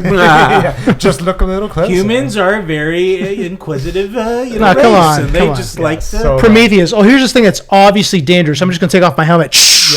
And stare at it. Well, you know what was dangerous for Prometheus to, give fire to the people. Well, there it is. Anyway, I think we solved that. When they have the zoologist like just touch a crazy snake creature. Yeah, exactly. And then they got the geologist who gets lost in the caves. Doesn't know where he's at. Come on. Yeah, he's the one who was doing the mapping. That's because these were the best people that Wayland. The best. No. My My best favorite people was Shaw. No. My favorite and part. the guy. Not those guys. My favorite line in that movie, they come out of cryostasis. So what are we doing? What's the job? What the fuck? Yeah, what? Huh? Maybe you should have signed. Maybe should before you signed the contract. That's going to eat up 3 years of your life. You should have maybe gotten briefed on what you're doing out here. It was a secret mission. Chad, get the fuck. It's a secret mission. But one thing I do love about Romulus is the set design going back to the big chunky buttons. Old school. Because that's the thing with Prometheus is like everything was LCD and nice. Exactly. Even though it's supposed to take place in the past. Anyway. But they got back to chunky buttons. Yeah. They got back to chunky buttons, but in Prometheus and it's such a clean ship. They obviously it's Wayland ship, so it's going to be much nicer than a fucking space yacht. Ship. Yeah, He's got the money. He's just trying to come up with all kinds of excuses for it. You can't beat me. I'm gonna always defend the Prometheus. Are you always the banker in Monopoly? Yeah, exactly. That makes sense. Let me ask you guys this quick. I mean, hopefully this doesn't drag into a. Sorry, we're already at 2 hours. We are. Go ahead. I was just gonna say if you had xenomorphs versus John Carpenter's The Thing, and then both of them have the resource of the human race on Earth. Like who would win? I mean, probably The Thing because he can take anybody, and it seems like the gestation period is so quick. Plus, they can also mimic humans. So it's easier for them to get closer. They couldn't become xenomorphs because they do it through the blood and the teeth, the metal teeth too. Yeah, they can't. They can't replicate metal. Yeah, but also if a facehugger got on a thing like imitated human, would that create a new type of xenomorph? It could. Or would that just not work and they would know? Well, it seems like the thing would absorb the facehugger. Yeah. Before it absorbed. It would try to eat the facehugger and then get burned with the acid and die. Yeah. But probably cancel each other out. But if you think about it, it's like a werewolf versus vampire situation. If they bite each other, two positives don't make it. But I mean, you get a vampire werewolf, with how big the thing became at the end of the movie, it could just amass a mound of flesh and fight all the xenomorphs with its giant weird body. Wait. What if the blob? Yeah. Okay. I'm loving this. No. Okay. Gremlins versus the Thing versus xenomorphs. Who's going to take the planet? Santa Claus. No, because they got the ocean. They could just jump in. Definitely Gremlins. Wow. Yeah. Definitely Gremlins. Yeah. Gremlins. Alien Romulus. Check it out. Guns. Could you fight 1,000 1-year-olds? They're swarming you. They're only one. Yeah. I could. They're biters. I could definitely. But there's 1,000 of them. No, Each round ends with a boss, and the boss is a 5th grader. And there you go. Alien Romulus, check it out. Yeah. Chad saw another movie that people are also divided. Well, I don't think divided on. I think they're all pretty uniformly in. This is the thing that brought people from around the world together. Yeah, For the first to time. join hands. It doesn't. I won't agree with you on Prometheus, but I will agree with you on this. Republicans, Democrats, Israel, Gaza. They're all together. They're all unified on this on Borderlands. Yes. Chad, you saw Borderlands. Tell us about it. Well, 2 more hours. Oh God, no! I'm gonna keep it short because there's not much to say about this movie.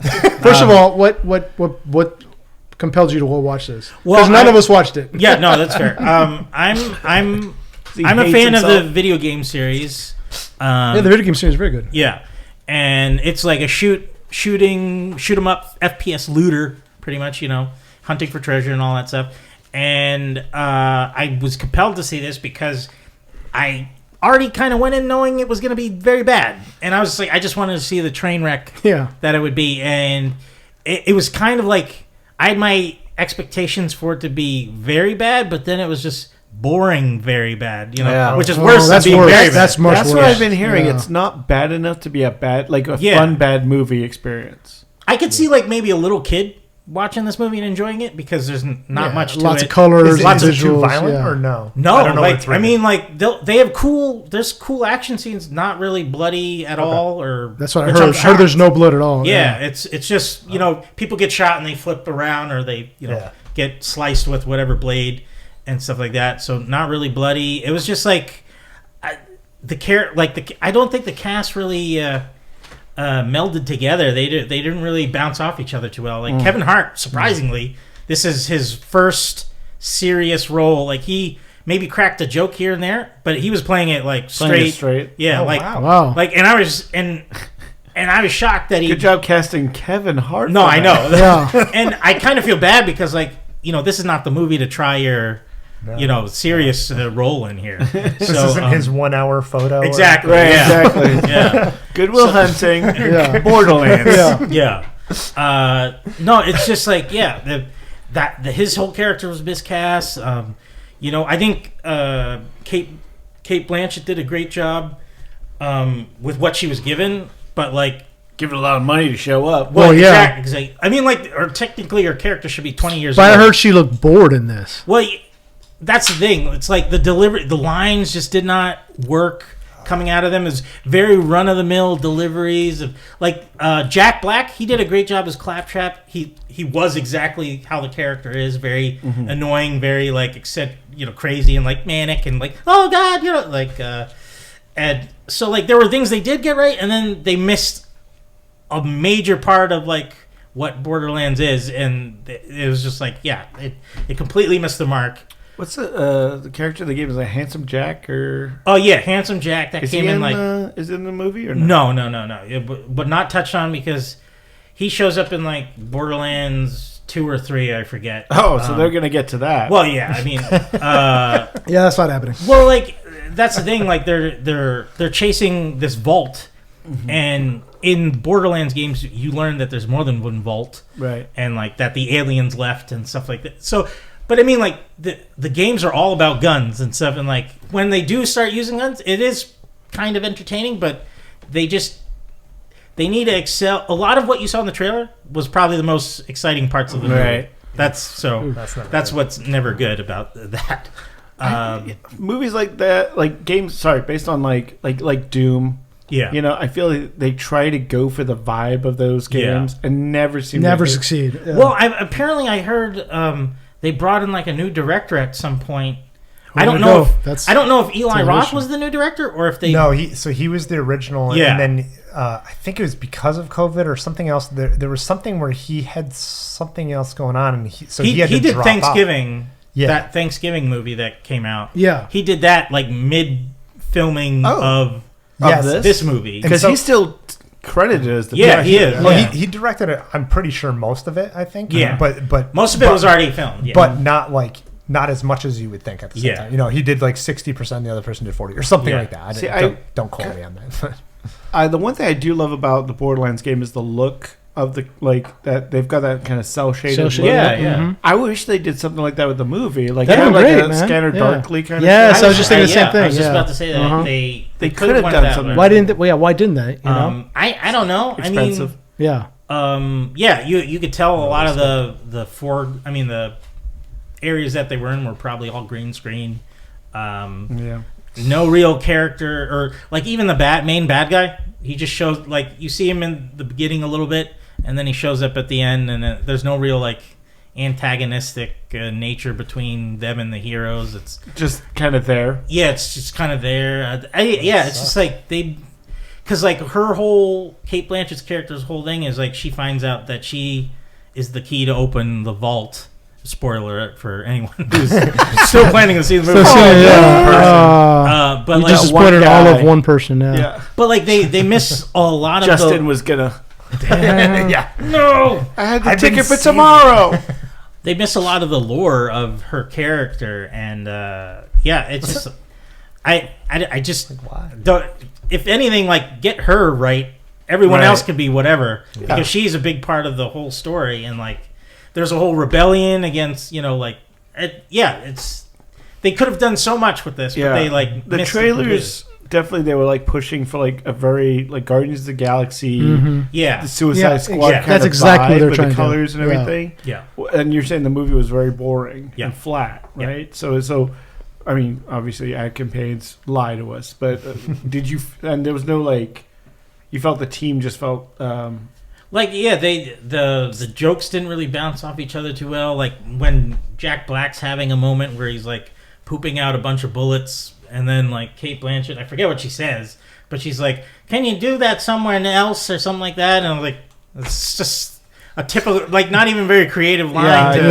In the trailers, there's the pea fields or something like that. Yeah, I got pea in my mouth. Was that funny at all? Because it's not funny. Yeah, not at all. Yeah, of course not. Yeah. It goes flat as hell. And the girl with the bunny ears. Yeah, is she annoying, or is she okay, or how's that? Well, she, like, compared to her character in the game, she was much like she was very tame because Tiny Tina's like, we're gonna blow up, crazy.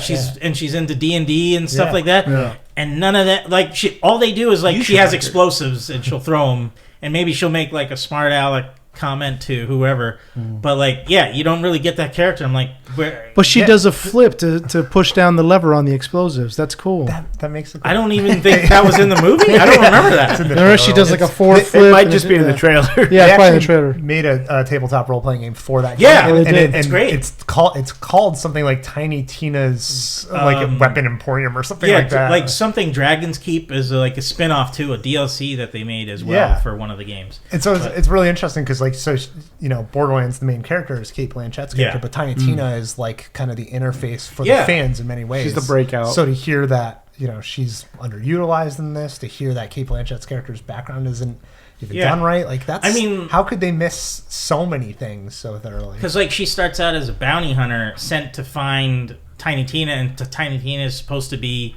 the key to open the vault. Right. It's like, oh no, she's the vault key all along, And I was just like, oh my god, yes, like, because like the game, you go around to all these NPCs and you talk to them and they give you missions. Like, none of that. You guys had none of that happen, and I'm like, that could have been a thing. Like, oh, I need you to go here and get me just to mix it up, but it's like nothing. No, like, because there's also like clans that you like help them like kill some of their people or steal this from them. Like, just make it. You could have been so creative with it, but it's just... Yet again, Hollywood, stop making movies based on video games. No, I won't say that because I mean, Fallout was great. Last of Us. Oh yeah, Last of Us, pretty good. TV's different, I think. Well, TV's different, but I think you guys like the Fallout series? Yes. It's great. Yeah. Okay. It has its problems, to be sure. No, of course. A lot I of loved problems. it. I'm a long-time Fallout fan. Love that show. Mm-hmm. I like, to this day, I still want. I hope eventually I'll get that Metal Gear movie, but I'm willing to wait. To wait. Don't rush it. I don't want you guys to screw it up. Yeah. But I'm shocked we haven't gotten that. Yeah, you're right. If there was one a while ago being talked about, and like Oscar Isaac was on board, but now that kind of it's been so far, I don't think he's a part of it anymore, which is like, it's okay. Yeah. You could get somebody like some Hideo Kojima was saying the truck driver from Furiosa. Mm-hmm. He sees him as absolutely 100%. And I was like, yeah, let's do it. If you guys are gonna do Paladin it, Jack. he would be Paladin Jack. And I see it too. I could see him being Snake as well. But so I can't really recommend the Borderlands movie. But funny enough, Gamescom happened yesterday and is still going on today, or it was earlier today. And they were releasing telling of new titles coming out, and they just mentioned Borderlands 4. That's right. And I was like, that's good that you guys did that to save yourself from this movie. Like, I was like, this is but now we get Borderlands 4 coming out. Well, and it looks great. It looks pretty interesting. The start of the year, they're like, people are going to be so hyped about the movie. We need a game coming out that coincides. Yeah. And then they're like, shit. But I think since, obviously, the game has nothing to do with the movie, people are going to be like, I'm glad I have this instead of this. So, yeah, I think there's still a lot of fans who love those games. Yeah. No, I'm excited to play it when that comes out. So that'll be fun. Yeah, makes sense. Okay, well, I mean, Borderlands, give it a pass? No.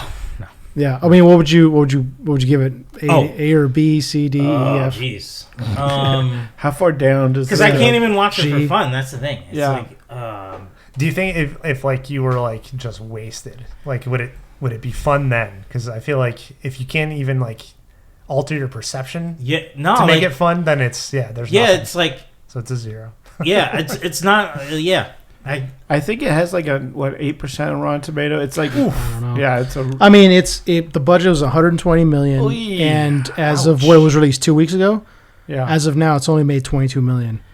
So it's lost. Horizon and American Saga Part 1 made more money than this. Exactly. I mean, so that's with the marketing, they probably lost well over 200 million on this movie. This is there was that big gap of like they did promote it and then you didn't see it as trailer in theater for a long time, and then came back again. Hey, it's coming out. Yeah. So it's like they knew. I think they already knew that it was. So you give it an F.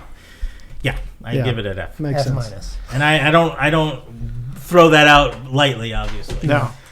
And Watson watched Trap and Cuckoo. I saw Trap as well. I love like August has kind of become like almost like the creepy month. Like it's like all these fun, creepy little movies coming out.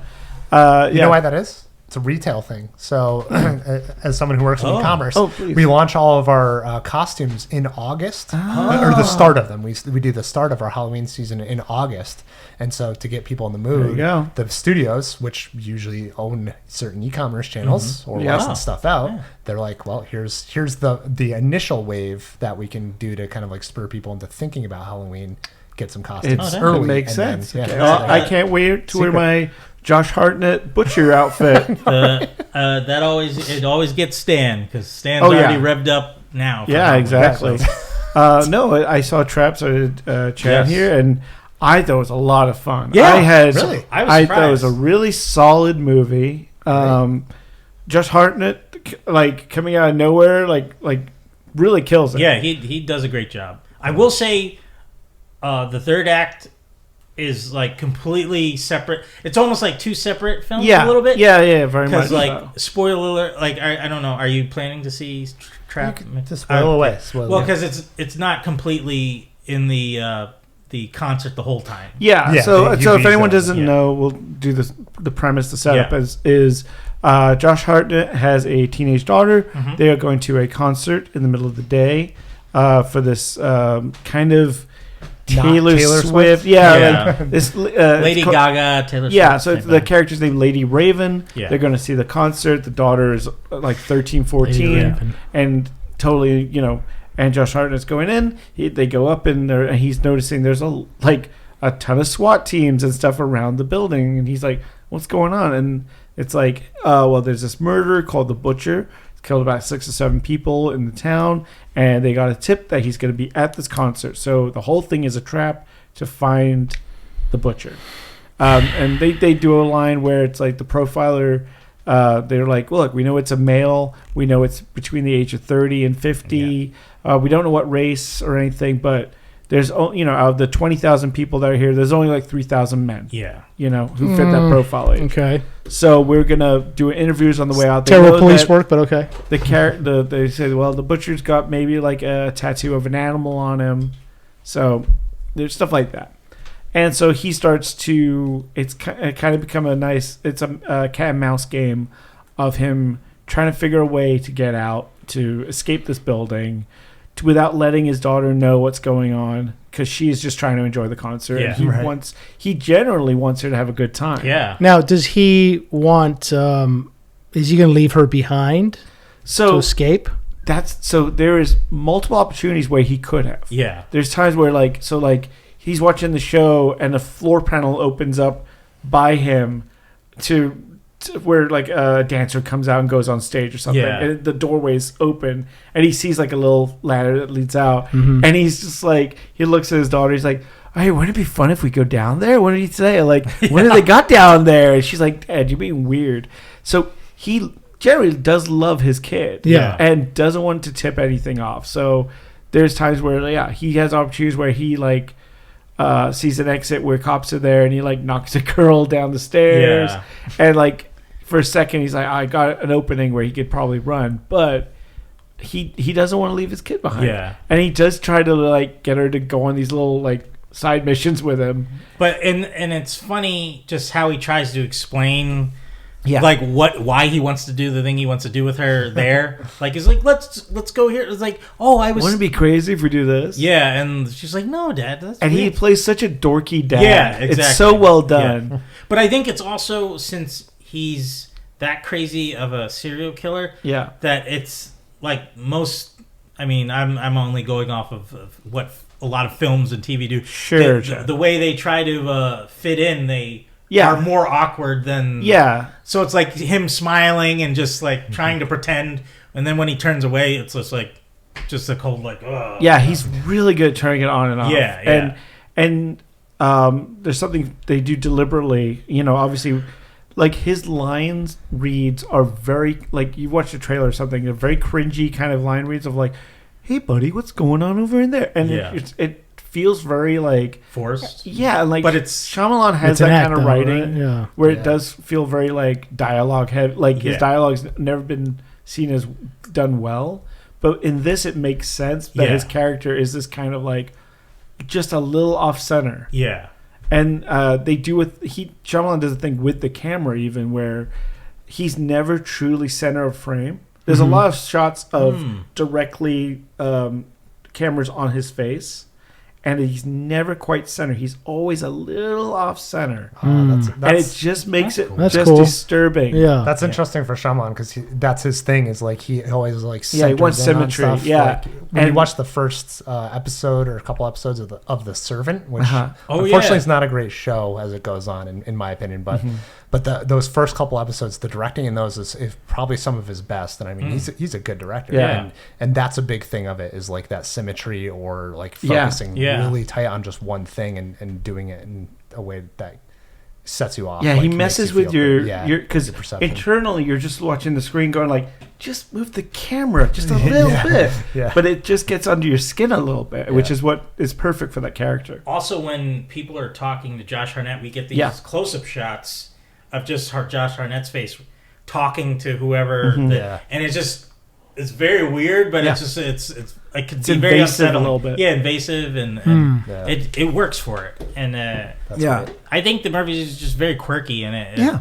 And I think it's a great. It shows him off really well. His relationship with his daughter is really well done and executed in the movie. The third act, I mean, like, we can talk spoilers, I guess. It is a little weird. So to get, he's trying to get out the building constantly, and it's kind of like a weird Home Alone situation of him like trying to find a way. I thought it was like a really good episode of Dexter almost, because you're kind of on his side. You kind of want him to escape. Even though like he's a terrible person. But you don't really see him do anything to. I mean, like he maims a woman. The woman gets like he puts some like He puts bottles of oil in the fryer, and it explodes on the lady. In the lady's face, and she gets covered in burns and has like shards of glass. Not that I was rooting for her to be burned. No, but you mean like you don't see him actually murder anyone through the movie. No. Like for a murder, like you hear about things this butcher has done, but there's never any blood on camera. I don't. No, I mean they show one of the crime scenes real quick. With a picture. But it's just kind of like dismembered pieces. Yeah. You don't actually see him take a knife to anyone. So the last portion of the movie, he's trying to figure a way out. He's stolen a police band radio, so he can hear like the FBI profiler is like trying to. He's probably going to cause a scene. He's probably going to try and pull a fire, just make sure, any men, you catch them kind of thing. And as they're watching the concert, you're seeing, men his age getting pulled away by cops. So there's kind of this feeling of, like, the net's closing in. Mm-hmm. So he's there, and he sees, like, someone who's working behind the scenes. And he's like, "Oh my God, this is great!" And it's Shyamalan doing his like cameo that he normally does. Yeah. And it turns out he's the uncle of the singer on stage, who is actually in real life his daughter, and does all the music in the movie herself. Well, no, I thought Lady Gaga. I thought I remember hearing that Lady Gaga's voice was the singing. No, it's really her daughter. Oh, okay. Yeah. Whoa. Actually, the music's really good in the movie. And he kind of like, my daughter, she just survived cancer. Is that the same daughter who just got to direct her first movie at 23 years old? That's the sister. Yeah. She's like 23 and got to direct a movie. I wonder how she got to direct that movie. Well, and apparently he helped edit that movie while working on this. But, and it bombed anyway, but yeah. But so, he talks to Shyamalan, like, my daughter had leukemia. She just got over it, but she doesn't want anyone to know. And Shyamalan like goes, just wait here, and then gets to get his daughter backstage to meet Lady Raven and gets to be on stage, which is a great moment. Yeah. Wow. And like, there's a moment where like he takes the daughter on stage, and you're not seeing the daughter, like it's not like the camera ever pans away. It stays on Josh Hartnett, and you're seeing everything through monitors. And he looks like he's just concerned about his daughter having a good time. Mm-hmm. It's this really great bit. Yeah. Where like, well, he's concentrating on that, but then he's slightly away. He'll see the profiler, and he's like, "Should I?" Yeah, like he wants to run, but he also wants to make sure she has like the best day ever. Yeah. and so they go backstage thinking like, because they're like, oh yeah, after she's done on stage, you can go backstage and leave through that way. And he's like, great, I got a way out. So they head backstage, but there's security and cops back there too. And they're like, yeah, you're just going to be questioned by these cops, and then, then you can leave. Mm-hmm. And he's like, well, can I talk to Lady Raven for a minute? I just, I want to thank her. She knows about what's going on with my daughter's condition. And he goes to like a little dressing room, and he's like, I just want to talk to her by herself. It's okay. So they go into the dressing room, and he's like, so Lady Raven, I'm the one you're here trying to catch. I'm the butcher. And you're going to walk us out. We're going to get in your limo, and we're going to leave. Or see my phone. I have a guy held in a basement who I'm going to murder right now because I've got carbon monoxide I can just pump through that building. And if you don't want that guy to die, you're going to help us get out. And it's the way he turns it on and off. It's like it's so like subtle. Like, oh hey there, I'm the killer. Yeah. and also like, and so the poor daughter is having the best time in her mind. Her dad's just backstage, and now she's getting to have a limo ride with like her pop star idol. And you just see, and I actually, Shyamalan's daughter in this, I think she does a really good job, like acting kind of that nervousness that she's at. Yeah, it was the one point though when she talks on like Instagram Live, whatever, that I was like, it kind of was that, but I was like, whatever. If she's playing a person like talking to a bunch of people, so it's not going to come off as they get back to Josh Hartnett's house, and Josh Hartnett's like, all right, you can go, and she's like, actually I want to stay.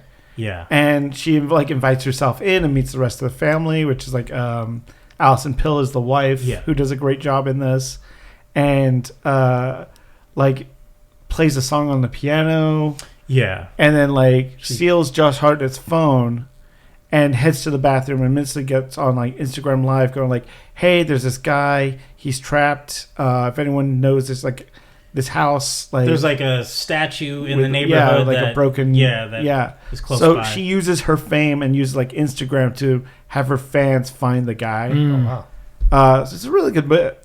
Yeah. And then in that moment, you hear Josh Hart like slamming on the door of the bathroom, like come out like here. It actually leaves his POV, and then it's the first time now. In the whole movie that leaves her leave his perspective. Oh wow. That's interesting. And then he becomes the antagonist. Exactly. Like, that's a good point. It does shift, where now it's less about him getting away with it. It's just him knowing now that he can't go back to his family. Yeah, because he explained that he's adamant about keeping his lives separate, like his family life, now it's and his ruined. killer. Now it's ruined. So, now I'm just gonna.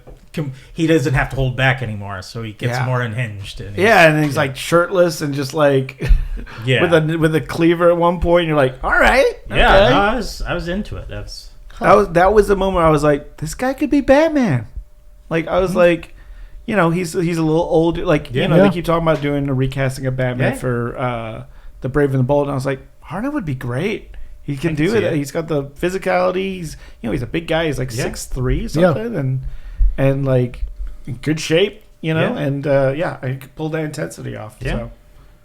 Cool. But, Trap, I would highly recommend it. I thought it was really good. Yeah, lots of fun. I forgot that it was even out in theaters. I will say though, go into the movie with a lot of a lot of disbelief, because like how he gets out of certain things is like, all right, Stan, I don't know, you might not be as happy with it because you'll tear all the that's terrible police work. There's a lot of that's terrible police work. Yeah. There's a lot of interesting moments. Yeah, like how he gets out of the limo and no one sees, and I'm just like, oh yeah, whatever. I mean, it was just fun. It's a fun flick though, I think, and it's like a crime drama for dumb people to figure out. Yeah, you know what I mean? Like it's like to make people feel smart. Yeah, like I get it. Yeah. But good flick. And then you also watched Cuckoo? I did. Now that was a weird movie. Is this the one with McAvoy? No, it's Dan Stevens. And, Dan Stevens and one of the girls from Euphoria. Hunter. Oh, Schafer. right. Schafer, Yeah. It's a weird little movie. Yeah. It's set in Germany, or like it's an American girl whose mother is killed. So she has to go live with her estranged father in this resort in the German Alps. Right. And this little like community that's set up there, this little like B&B kind of thing, where she meets Dan Stevens, and she kind of hates it and wants to escape. There's no real getting off this island though. She falls from one of the guests, this guy Ed, who's there, and they like plan to escape. She meets her half sister, who's this mute girl, and like the father's family that she's never really known. And she's riding her bicycle late at night one night, and this weirdly twisted woman is chasing her. And this woman has like a twisted, long, elongated jaw, like face, and bright, pulsating red eyes, and basically messes her up. You find out like this. It's very aliens. So this kind of race of creatures are trying to kill her and kill other people, and are trying to basically inject kind of like goo again into them, like basically are impregnating these people, because they're much like a cuckoo bird. They don't raise their young. So and Dan Stevens is this kind of evil scientist guy who has set up, him and the father both have kind of set up this resort to kind of trap these creatures and study them. And so the whole thing is her trying to escape and survive and save her little half sister. It's weird. It's a sci-fi horror movie because they're not like demons or anything like that. They're just like these creatures of the woods kind of thing, like folklore creatures. It's very interestingly shot. It's very much like It Follows or that kind of vibe to it. Okay. So it is a horror movie? Yeah. Yeah, yeah. Oh, because in the trailer it kind of seems like comedy-like. You know, at one point she's like tells her parents like, "Don't you think that's weird?" or something. Yeah, like that. I mean it's very like, God, it's that weird indie kind of new thing where it's like, you know, it's like I saw the TV Glow thing. Yeah, very good. Yeah, good analogy, but it's a weird one. I think if you want something to watch during Halloween time, something like that, it would be a good one to watch.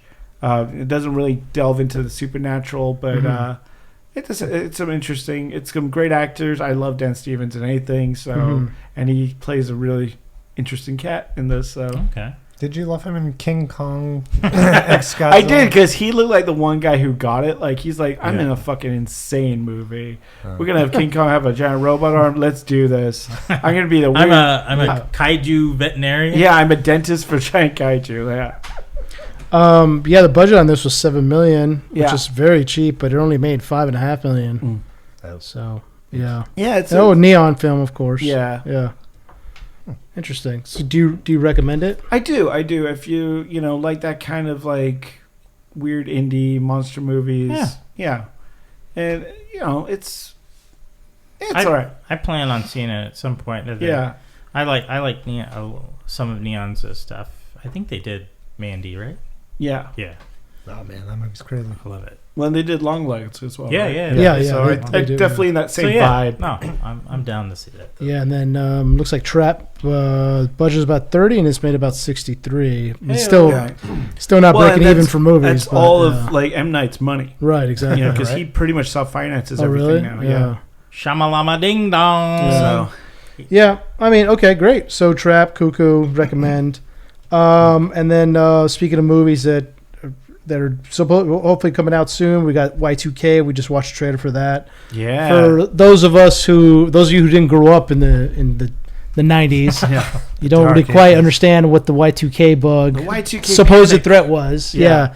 The theory behind it was that in 1999, once the New Year struck 2000, computers were going to reset because they didn't understand the concept of zero for the last the end something dates. within the programming. Right. They didn't write the code up to past 2000. Which was bullshit. They did, but that's what the urban myth spread. Right. And so we thought that there was a possibility of pretty much everything else linked to computers shutting down. Planes were going to fall out of the Planes, sky. nuclear power plants were going to shut down. We're going to lose power. Would be shot off. Warheads would be everything. Yeah. So even though in 1999, not that much stuff was integrated into computers at the time, but whatever. Anyhow, it was an urban legend. Nothing happened. But in this movie, it is. It's like a teen comedy, which is it's like a teen romance sex comedy, right? Where a kid looks like a kind of like, I don't want to say loser, but like a geeky kid is trying to get with the girl. It looks like it's not Jenna Ortega. What's her name? Isn't it? She played. Isn't it Snow White? The girl that plays Snow White. Rachel Zegler. I think it's Rachel Zegler. Yeah. And so it seems like it looks like from according to the trailer, they go to a party, like a teenage party, and then that's when the Y2K bug shuts down. But it's very reminiscent of that movie where the machines rise up and start killing everybody. Maximum Overdrive. Maximum Overdrive. So it looks like machines are kind of like building themselves bodies, and they're like killing humans. Yeah. So now it looks like the plot of the movie. Yeah, it looks like the plot of the movie. Just these kids trying to survive these machines hunting them down. Yeah, good one. I will say really though, the trailer gave me vibes of like an adult Small Soldiers. Yeah. Because of like how that's a good point. They'll come out in a weird machine and shoot like metal discs at you. Like, yeah, it's written and directed by Kyle Mooney, so this is going to be an interesting. Oh yeah. I loved his bear movie. I forget what it's called. It was good. Not Cocaine Bear. No. That's the only thing. I want to say it was like, not Honey Bear. So it was one where it was a very weird movie. It had Mark Hamill in it. He got Mark Hamill to be in it. I was like, damn. This is going to be released December 6th, 2024. It looks fun. I thought that it was going to be like a Y2K movie in terms of like these kids go to a party and the Y2K hits, and then it's like it's like the post-apocalyptic thing, right? And so, and it kind of it's reminiscent of like the late 90s, like 2000s teen comedy movies. Yeah. Which I miss because they really can't make those I anymore. definitely get that vibe of like Can't Hardly Wait. Yeah, or like Super Bad. Yeah. Didn't Jonah Hill write this, right? He's a producer on it. Producer? Yeah. I thought it said writer or director. He might have written it, but I thought it was all Colm Mooney written. I think it was, I thought that was Colm Mooney. Maybe. But, well, just because Jonah Hill, I would say, what was the movie? Superbad? This Is the End?